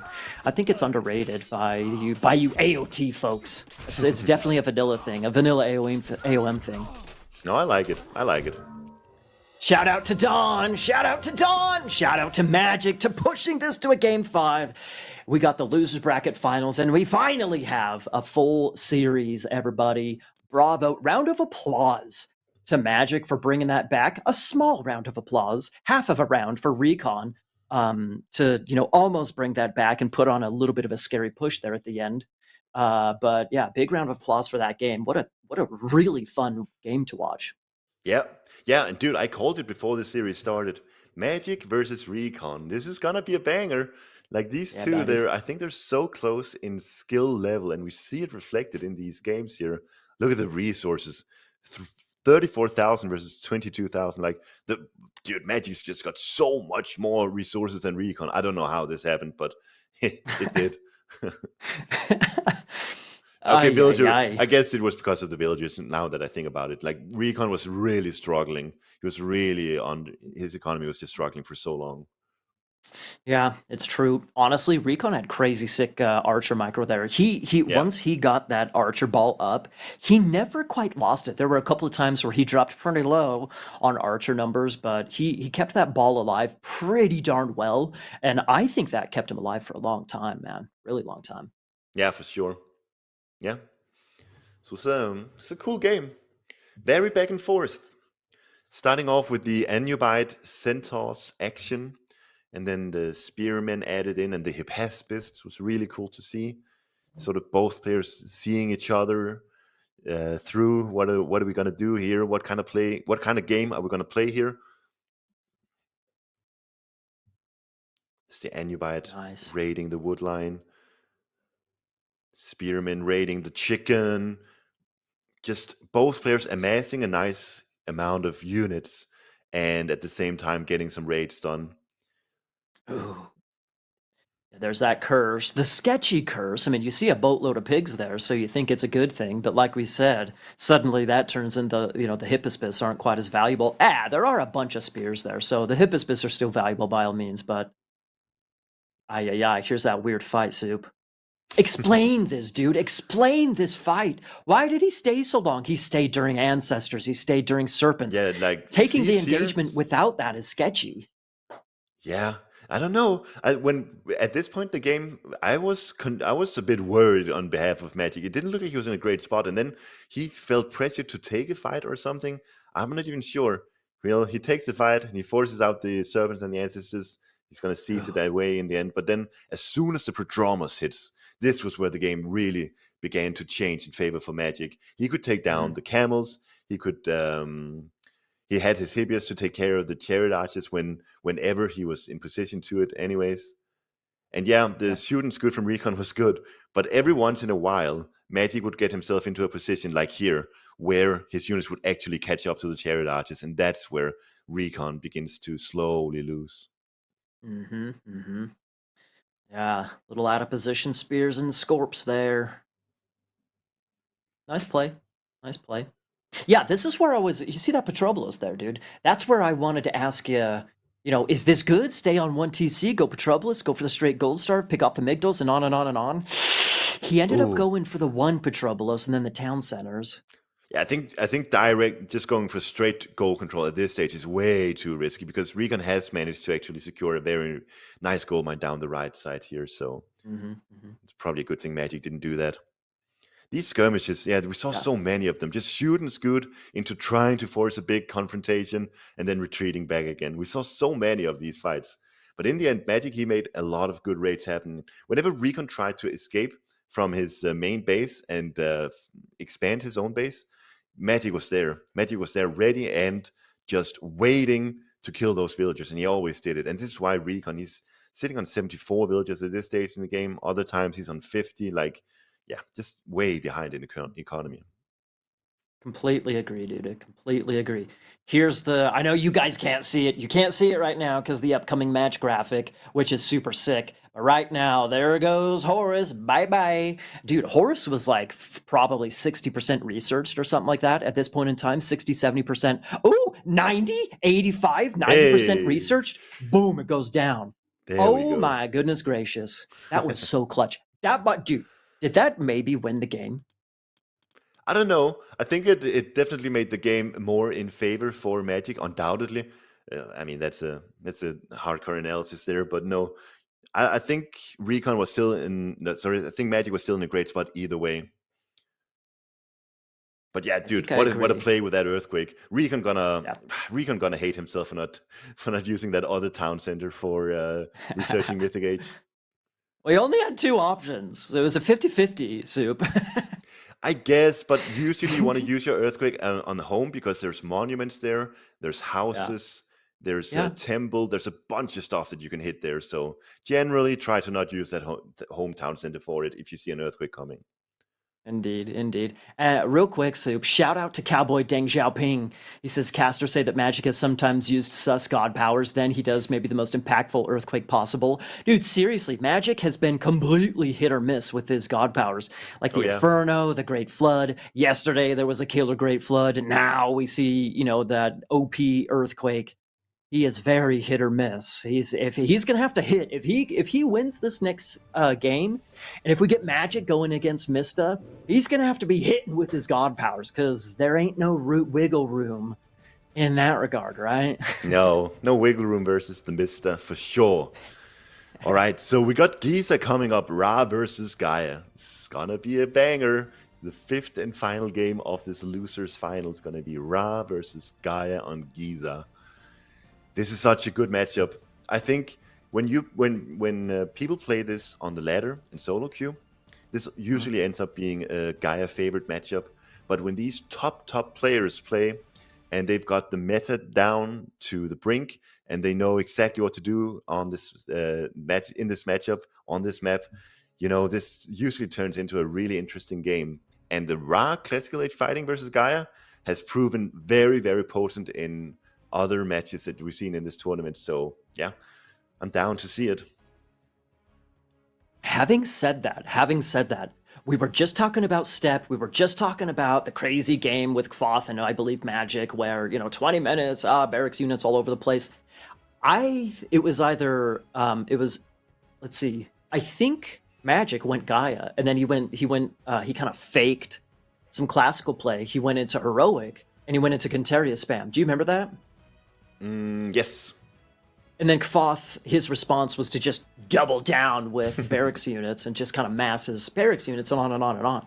Yeah, I and I think the big issue there for Magic was that he didn't make enough Arcus. I'm pretty yes. sure he must have reviewed that game, or I hope for him that people have messaged him, dude, should have made more Arcus there. Because if he makes that same mistake again in this fifth and final game, that's no good Magic. And I don't think he's gonna make that same mistake again either. I don't know. I don't know. All I'm saying is that I think in some of his games he has shown a preference to jump straight into or quickly into the Contarius. And then, it's just kind of a question, is he going to find value with Contarius? Yes or no? And so I kind of get the feeling that if he tries to just go straight into the Contarius, maybe going to be sketchy. Maybe RecoN's just going to predict it, and sign it off, and he's going to handle it no Yeah, problemo. But it's this I don't know. this also depends on how the Ra player decides to go. Like, is the Ra player going to go full on aggression in the classical age, or is he gonna go with Sphinx spam? Is he gonna go Wedget spam? What are you up Hmm, against here? There's actually a lot that the Ra player true, can do. Like, true. it's easy to just say build spam every single unit available to you in the classical age, because sometimes that's what it looks like that the Egyptian is doing. Um, but no, with these two civs and these two gods against each other, there's actually a lot to it. You gotta really consider and think about what units to build to get the proper units in, to get the right composition and the right counter units in. Indeed, indeed. Do Quartz, you? Quartz's RecoN is more of a booming player, not a TC all-in player, but who knows? I don't know. Yes. But I think for this particular matchup, we've talked about this before. RecoN, he's been practicing with Mister, and Mister more so than anyone else. He really values the one TC play here for Ra versus Gaia. So I don't know. That's what I expect from RecoN, anyways. Well, I think that's his style. Um, his style is more the eco boomy type of a situation. That's partially why I think he looks good with Anubites. If he's able to get some, especially with auto queue on your town centers, if you can spend your most of your APM microing Anubites and then booming behind it, I think that's really valuable, honestly, for someone like him who's he's good at macro. He goes into the macro gameplay quite a lot. So Yeah, I don't yeah. know. I could see him doing that by all means, but we've talked a couple of times about going down the little threads of strategy and mind games and whatnot. That doesn't necessarily mean that's what he's gonna pull off, right? No, no. Yeah, and another thing, like, this is Giza, and we had Giza earlier today, where it was this super safe second gold, super safe Zebra pack as well, Oh and yeah. this just changed the entire dynamic of that map. So, we could have a super aggressive, super defensive. Who knows what kind of map it's going to be with Giza? Apparently, this can spawn in a variation of different manners, so that's also something to take into consideration, of course. True. Very true. Very true. Well, on the Gaia side, does Gaia? I mean, I was talking about Catarius and his Magic's possible preference into going into Cantarius. There's other possibilities there. We've been going on and on game after game about Bite of the Shark Murmillo. They're still strong. They're still really strong. Yeah, and the Gaia has access to Rhea as well, so she can go Yeah. for Oceanus into Rhea and get those Mamillos out, get those Fanatics in, even maybe Destroyers. Like, Gaia, you tend to just go for that kind of semi-fast heroic with Contarius Arcus, but if you really want to be funky, you can do a lot of stuff with Rhea as well. Here's okay. So we have 2 minutes for the game to start. So we have a little bit of. I think that maybe it's just me, but in so many games, it just seems like the camels can handle the Cantarius fine. Yep. Yeah, especially Ra Camels with if they go through Sobek, it's gonna be really good. Yeah. So that you know, if that's like a preferable strategy, I could be just talking out of my keister here. I'm just saying that I think we've seen Magic have a preference for this Cantarius play, um, but I don't know, man. It just seems like if Rock can get up to camels, he can handle it just fine. Hmm. I would. I'm taking bets. I think I'll take bets that RecoN is going 1 TC, classical age fighting. The question is if he's making Sphinxes or Wedgets behind him. I think that's a big question for me. But dude, I could even see best Sphinx spam. That would be really cool to see. Well, that's part of the bet, Mister. You gotta. What's he going for? Is he going To need to for figure that out fast too. or? Let's say Ta. Just standard 1 TC Ta, Egyptian classical age fighting. That's what we're gonna see here. That's my bet. Okay. Okay. Gonna message me on Okay. Discord. Anyone taking bets? No, I'm kidding. Come on, come on, come on. Okay. I think that there's. I think. I have a feeling. I have a feeling that Magic is just gonna kind of. For some reason, I think that he has this Cantarius preference. So I think that he's just going to go into it, and if it's going to work, sick. But it could also just get backslapped, backhanded into third place at the same time. Yeah, dude, this is the fifth game, and it's a great matchup. I don't even know who I would rather play as here, so it's gonna be a big skill matchup here, and I'm so excited for this game to get started. Alrighty, folks. Winner of this match goes on to play Minster in the grand finals. Loser goes to third place. Okay, crowns all around. RecoN down here in the bottom side. He is playing Ra. Okay, up on the red side, top side, red side. We got Magic playing Gaia with the beautiful Lush, just making the Giza little oasis place looking that much better. Am I right, Soup? Of course. Yeah. This desert is so much prettier when you got Gaia in one side for sure. Ah. The peace. Okay. No, it's just when you play Gaia, it's like there's so little to do actually. The arcade gauge is so calm. And you're placing your forest, you're making a nice little base here, getting your defenses in. It's so nice, peaceful to play Gaia. I love it. Enjoying the graphics, the aesthetic. It's beautiful. Let's take a look at the map here. Is this looking like a much more aggressive version of Giza than the one that we saw before? We do have two rhinos on the TC, but there's no super safe hunt mine this time around, nor is there a super safe second gold mine. So this will play out a lot more like a standard version of Giza. The zebra pack is all right. Okay, there's actually 5 gazelles or deer down there, but it's not quite enough. The I think zebras. Sorry. it's decent. It's decent. The Yeah. hunt is decent though. It's not like it's bad hunt or anything, but it's just for not sure. it's not as safe as that crazy spawn we saw earlier. For sure. Yeah, this is going to play out a lot more standard. So I do think the option is there for either player to go for a 2 TC boom. Option is definitely there. We'll have to wait and see what they decide to do. Well, you said that your prediction, your bet was RecoN going 1 TC Ptah. Is that honestly, if he goes to that right-hand side, he's got that right side TC. He's got that nice pack of, I think it was deer back in that bottom corner. Plus, he also has the double rhinos. So Yeah, I know obviously gold is the bigger question, the bigger issue for Egyptian, but still that does open up a lot of resources for him. it really does.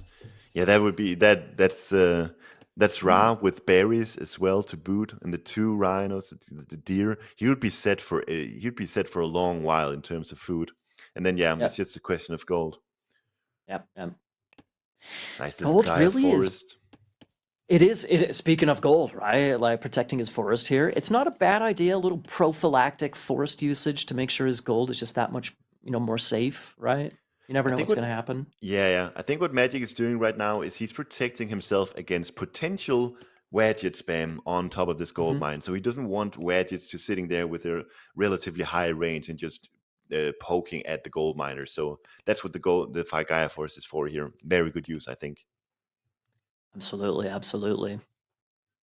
Well, in general, before we're at 3 minutes, we see it is Bast, by the way. Bast and Oceanus, okay. So maybe some Ramillo action, maybe some Sphinx action to boot. So You're very wrong, stupid. It's going to be 2 TC Bast instead of 1 TC Bata. Sorry. Oh, that would be awful. Let's see. Is RecoN adding a second monument? I mean, surely he is, right? If you're going best, you're gonna need some extra favor in your bank. At the moment, he Yeah. isn't. Maybe he will. Maybe he's waiting for that second TC and then he'll add in a monument. So he'll just go a completely different route than what I was saying. Hmm. Oh, and Well, okay. Magic with 4 on gold, 4 on wood. He's definitely eyeing a second TC here. So this is gonna be a slower game. This which one is he going for? Like, if he takes this forward one, the rhinos are right there, and then there's Golden Hunt behind it. But Sphinx is, this is still a pretty open map. Spears have a decent speed. Sphinx are obviously, there's the second monument, by the way. Sphinx have a good speed, so which Yeah, I guess we'll find out soon enough. I think he'll take the safe one. Is my guess. That Top forward left. one looks really good though. It would secure him. I don't know, maybe not secure him, but it would give him a lot of nice defense for some of the gold mine, some of the hunt on the map as well. I don't know. The question is if it's too risky. Magic is now moving up to the top side. It's just going for the safe TC. I think that's the right play, probably.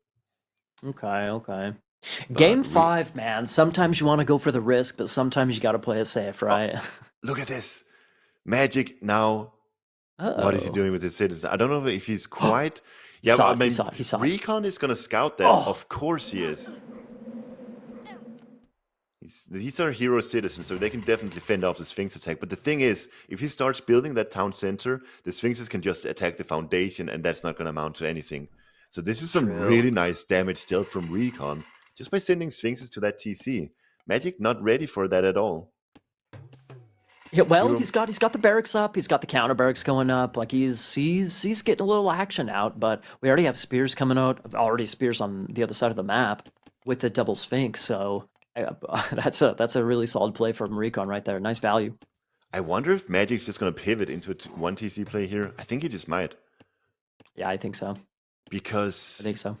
Yeah, dude, RecoN, he's going full. He is doing the 1 T. RecoN is doing the 1 TC play, okay? I said it could be either best or Ta, and I just made it Wild Guess could be Ta.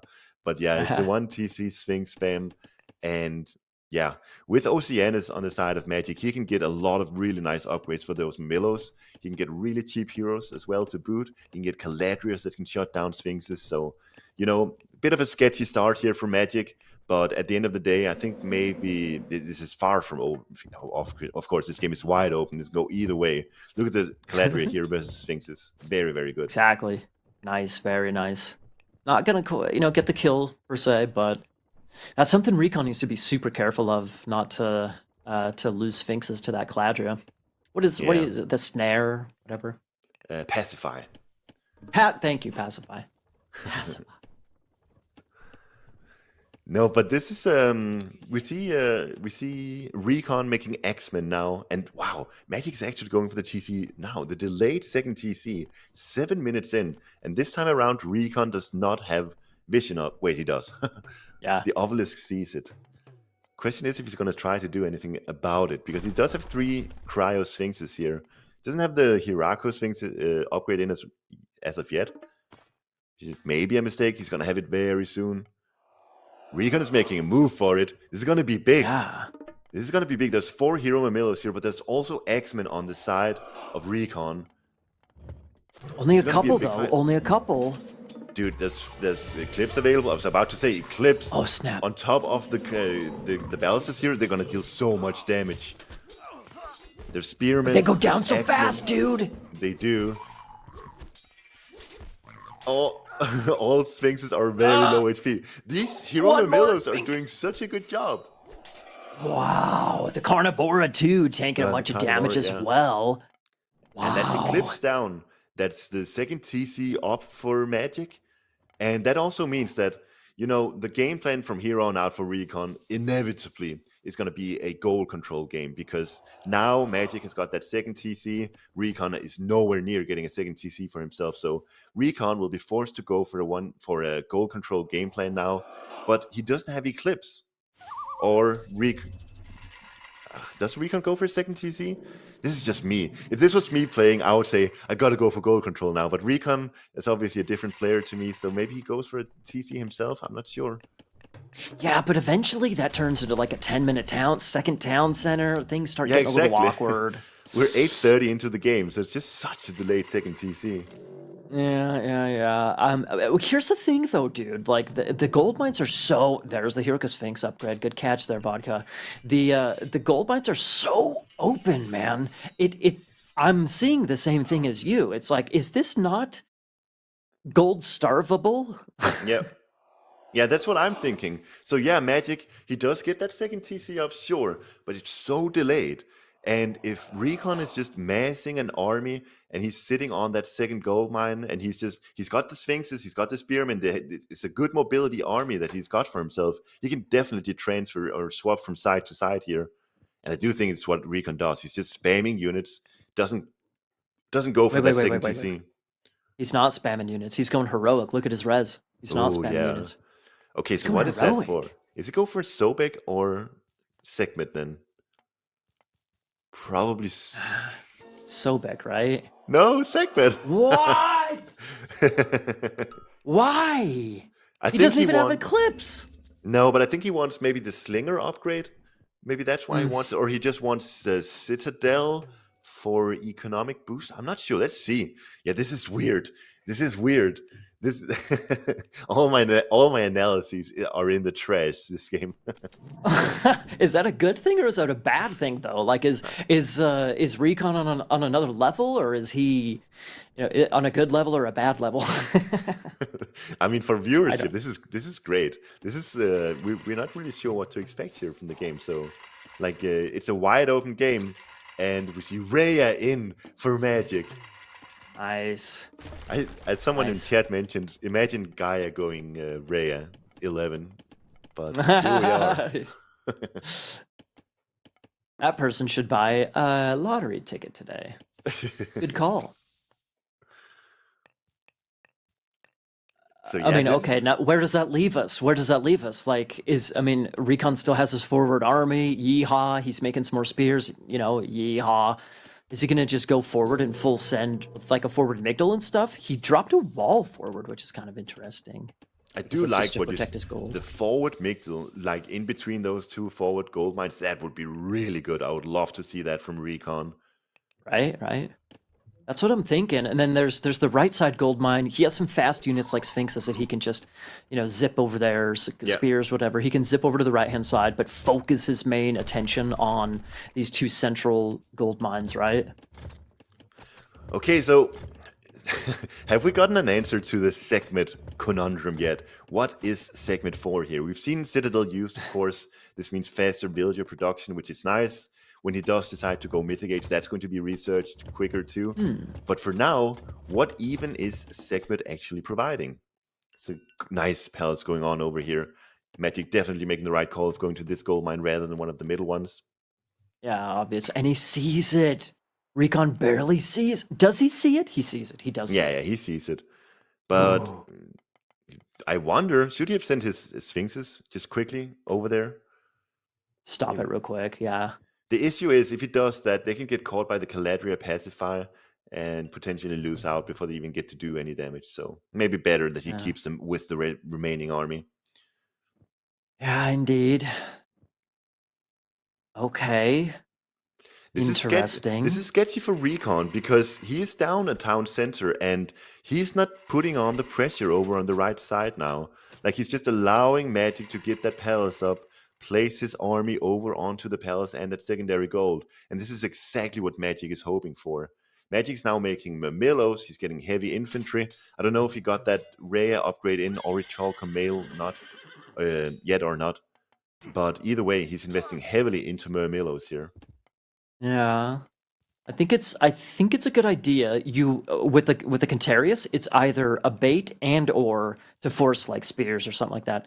Or he just wants to have he's got Kairos and Murmillo and Caladria, so he wants to have a little bit of a unit presence to go and force RecoN to play some defense so that he can't just freely mine gold like this. Dude, you called it. A It's little a bit of bait. value. These Contaris, they're total bait because he built Yeah. those three, and now it's just full Murmillo and a few Arcus maybe. Yeah. I like it. I like it. I like it for rather than the bait per se. I like it more so for just the potential to give him some raiding presence. Magic's really big fight coming in here. Soup. That Goes traitor. Scarab. That traitor's Trader more on like the a Scarab. bolt. I know. Okay. Here Big we go. fight Here we coming go. Here in we here. go. Really big fight. There's no Eclipse. Imagine Eclipse here. Either way, this I is know. looking kinda good for RecoN, I think. He's got a lot of units here, certainly, but those Mamillos are chunky. They've got heavy infantry. There's the palace nearby. There's reinforcement coming in for the back as well. It looks like it's good for RecoN, right? It looks like the Murmillo were cleaning up what they were fighting. The Spears were cleaning up what they were fighting. It just seems like RecoN simply has more. As simple Yeah. as that. This is 14 minutes in, and that, I don't know, that second TC should have paid for itself by now for Magic, but either way, the one TC play, just spamming units, getting to that heroic age, and honestly, just for the line upgrades, that's why he went for heroic age, and I think it makes sense in Yeah. hindsight. Sure. Well, you know, if he stays on one town center, he gets Citadel, like you said. It produces villagers Yeah. and researches and everything faster. So you know, he doesn't match the 2TC economy of Gaia, obviously, but it makes his eco just a teensy bit better. Those citizens are playing with fire right next to an obelisk. Whatever. It's not like he's hiding where the other gold options are. It's fairly obvious. Yeah, I guess. Oh my god. Dude, RecoN has got such a big army here. Look at the military value of RecoN. 5,400 versus not even 2,000 for Magic. I know. Literally has 100 more, you know, basically 100 more military units. Oh, it's Ay, ay, crazy ay. the advantage that RecoN has gotten himself here. And this 2 TC boom from Magic, the delayed 2 TC boom, always such a risky play, especially on a map with forward gold mines like this. It's proving to be super sketchy from Magic. Well, hang on. As he's, you know, magic, get out of there. Look at, he has 600 gold banked up, right? Obviously, that's not enough, but still, he's got some gold banked up. So what we've seen some players do in recent games is that they go take a town center, they get a villager advantage, they lose the town center, and they just take the vills and run, right? You got a small eco advantage, you take the vills and run. So maybe that's maybe what Magic can play with here. He has more eco, better economy. He can chop a bunch of wood from Gaia Forest for more wood, and then he just sells it when when he needs to, and he can replace his army. Magic is prepping for one last stand here. I don't know if you saw, but he just converted 12 Mamillos to heroes or something crazy like that. Yeah. This is the thing you do before you want to take a last stand. We're going to have the final battle over this gold mine, see where it goes. If I gain control of the gold mine, he'll be good. Otherwise, I tried. Indeed. And if the game calms down, Vodka, I want to take a look at the market to see if he's been trading yet. But let's keep our eyes on the action by all means. There we go. Yeah, selling some wood, a little bit of food as well. Definitely can see that. Thank you. Oh, citizens moving back, so forth and back again now. And Magic just not committing to it still. Maybe waiting for, I don't even know, his full population. What is he waiting for? He's got 4,500 military resource value now. So now is the time to take a fight, I would say. I guess, dude. I guess there's no power spike in terms of what's it called? God powers. So I guess now is the time. Yeah, and Fortified TC is coming in for RecoN in no time. He's got himself 3 town centers versus Magic's 2. So, Nice. dude, Magic, I think now is the time to fight. Now you just gotta take it, see where it goes.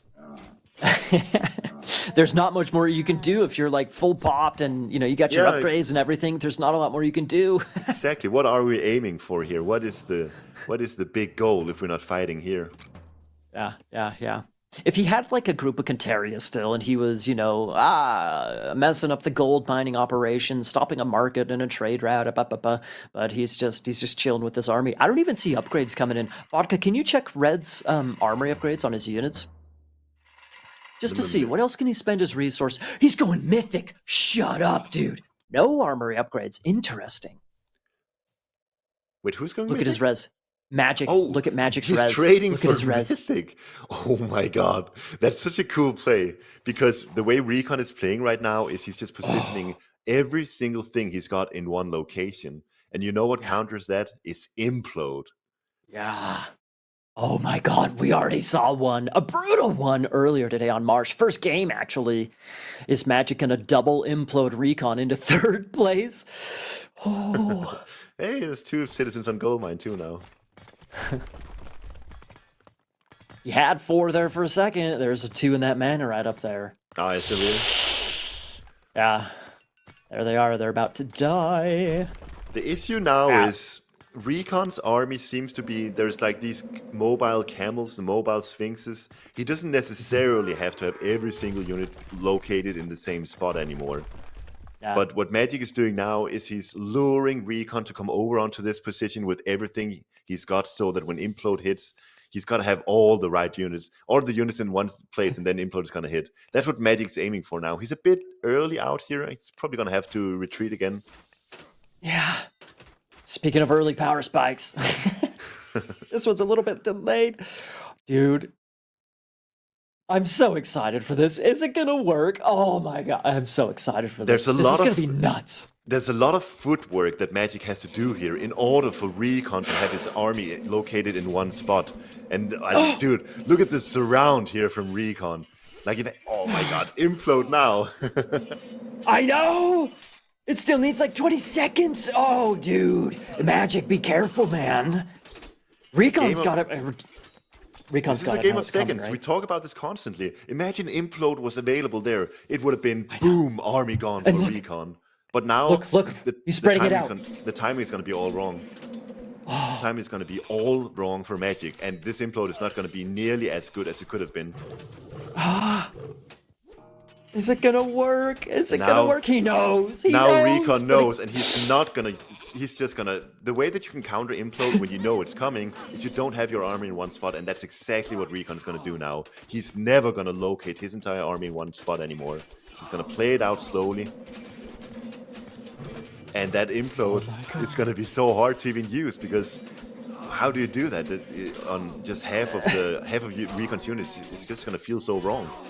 Well, I guess like what? You can group all of your army together. I guess there's this. You can hit your base, you know. But if Red groups all of his army together, then RecoN in the blue. Then RecoN if you're gonna gold starve, exactly. We have Osiris coming in, by the way. Shout out to Osiris, coming in hot.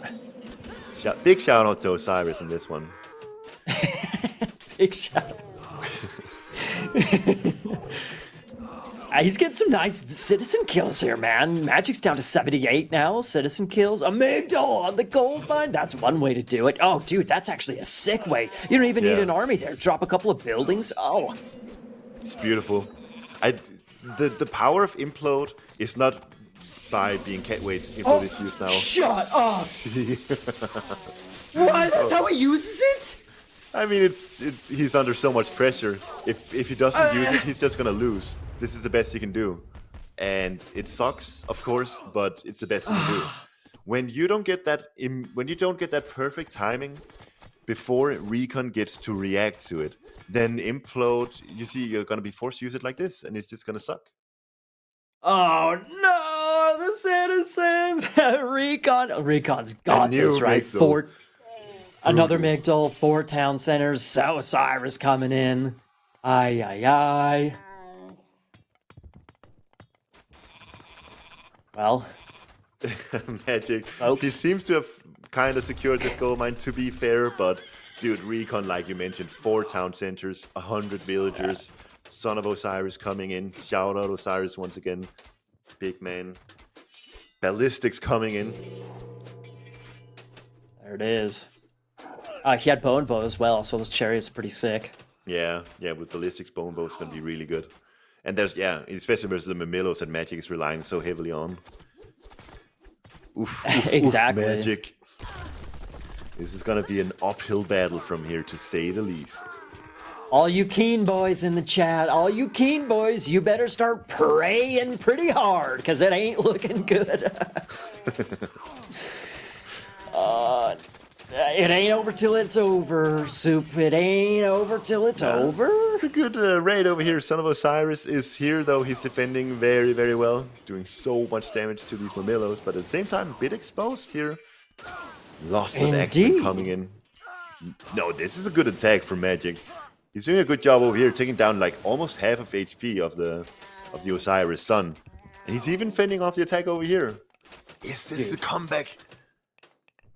the throw of No. the century. RecoN, this is your game, dude. This is RecoN's game. If he throws this, dude, if he throws this and if Magic wins this, imagine like the power boost that would give him going into the next series against Mista.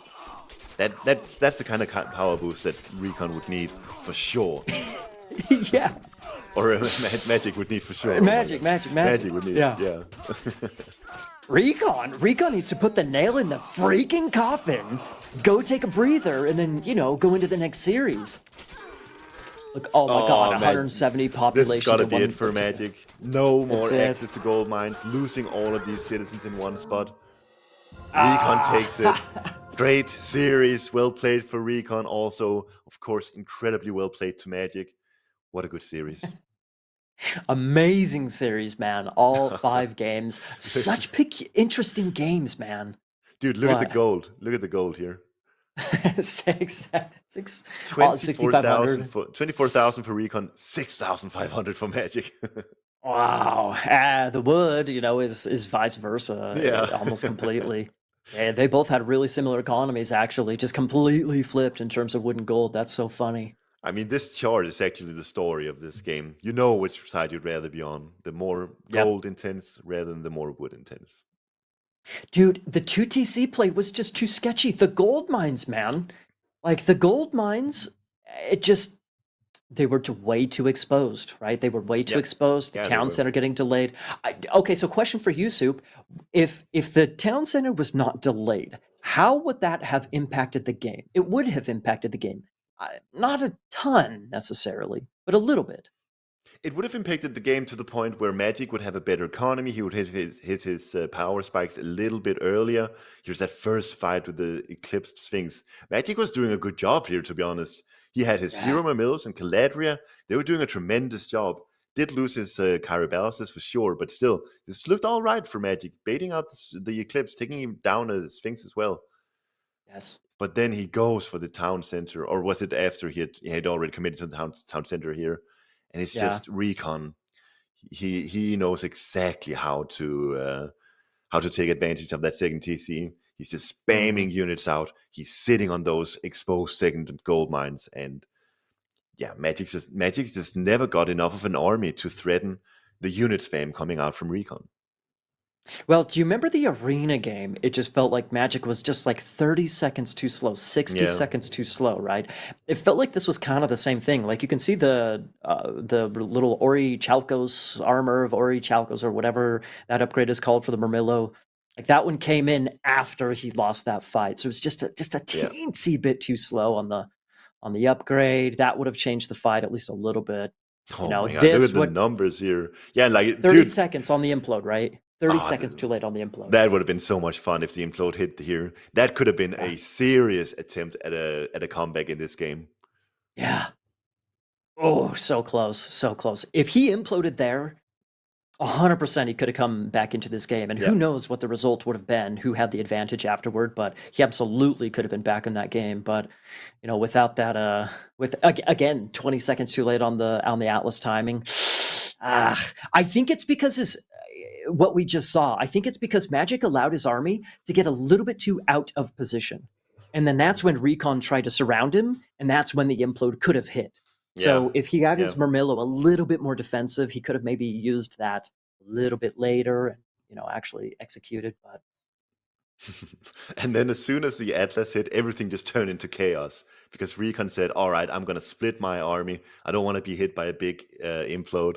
And then all this chaos hits. And Magic forced to use a weird implode here. Like you were a bit baffled, but if he didn't use it here, he was just going to lose either way. So, yeah, I mean, it's nice using it. Maybe, who knows what you can turn into. Yeah. Indeed, dude. Indeed. I mean, It's like if you delay it too much longer, then you got to utilize your power spike before it's too late. Yeah. Yeah, he invested so much into getting into that Mythic Age. So if you just sit on that implode without it doing anything, yeah, you're losing too. It's like it's just a loss situation for Magic, honestly. What a still banger series, super banger series, man. RecoN comes out 3-2 after the 4 straight losses, 3 to Mista, 1 to Magic. Things were looking super sketchy, but he comes out on top. What a narrative, man! What a story! What a Yeah, that story, was right? sick. So we're gonna have I feel like we've been here before, Maiden. It's the grand. Let's actually see it here. We got the grand final. Let's actually just say winners bracket. Mr. 3-0 versus RecoN. Losers bracket. RecoN 3-2, and now grand final. It's a best of 7, ladies and gentlemen. The Mr. versus RecoN.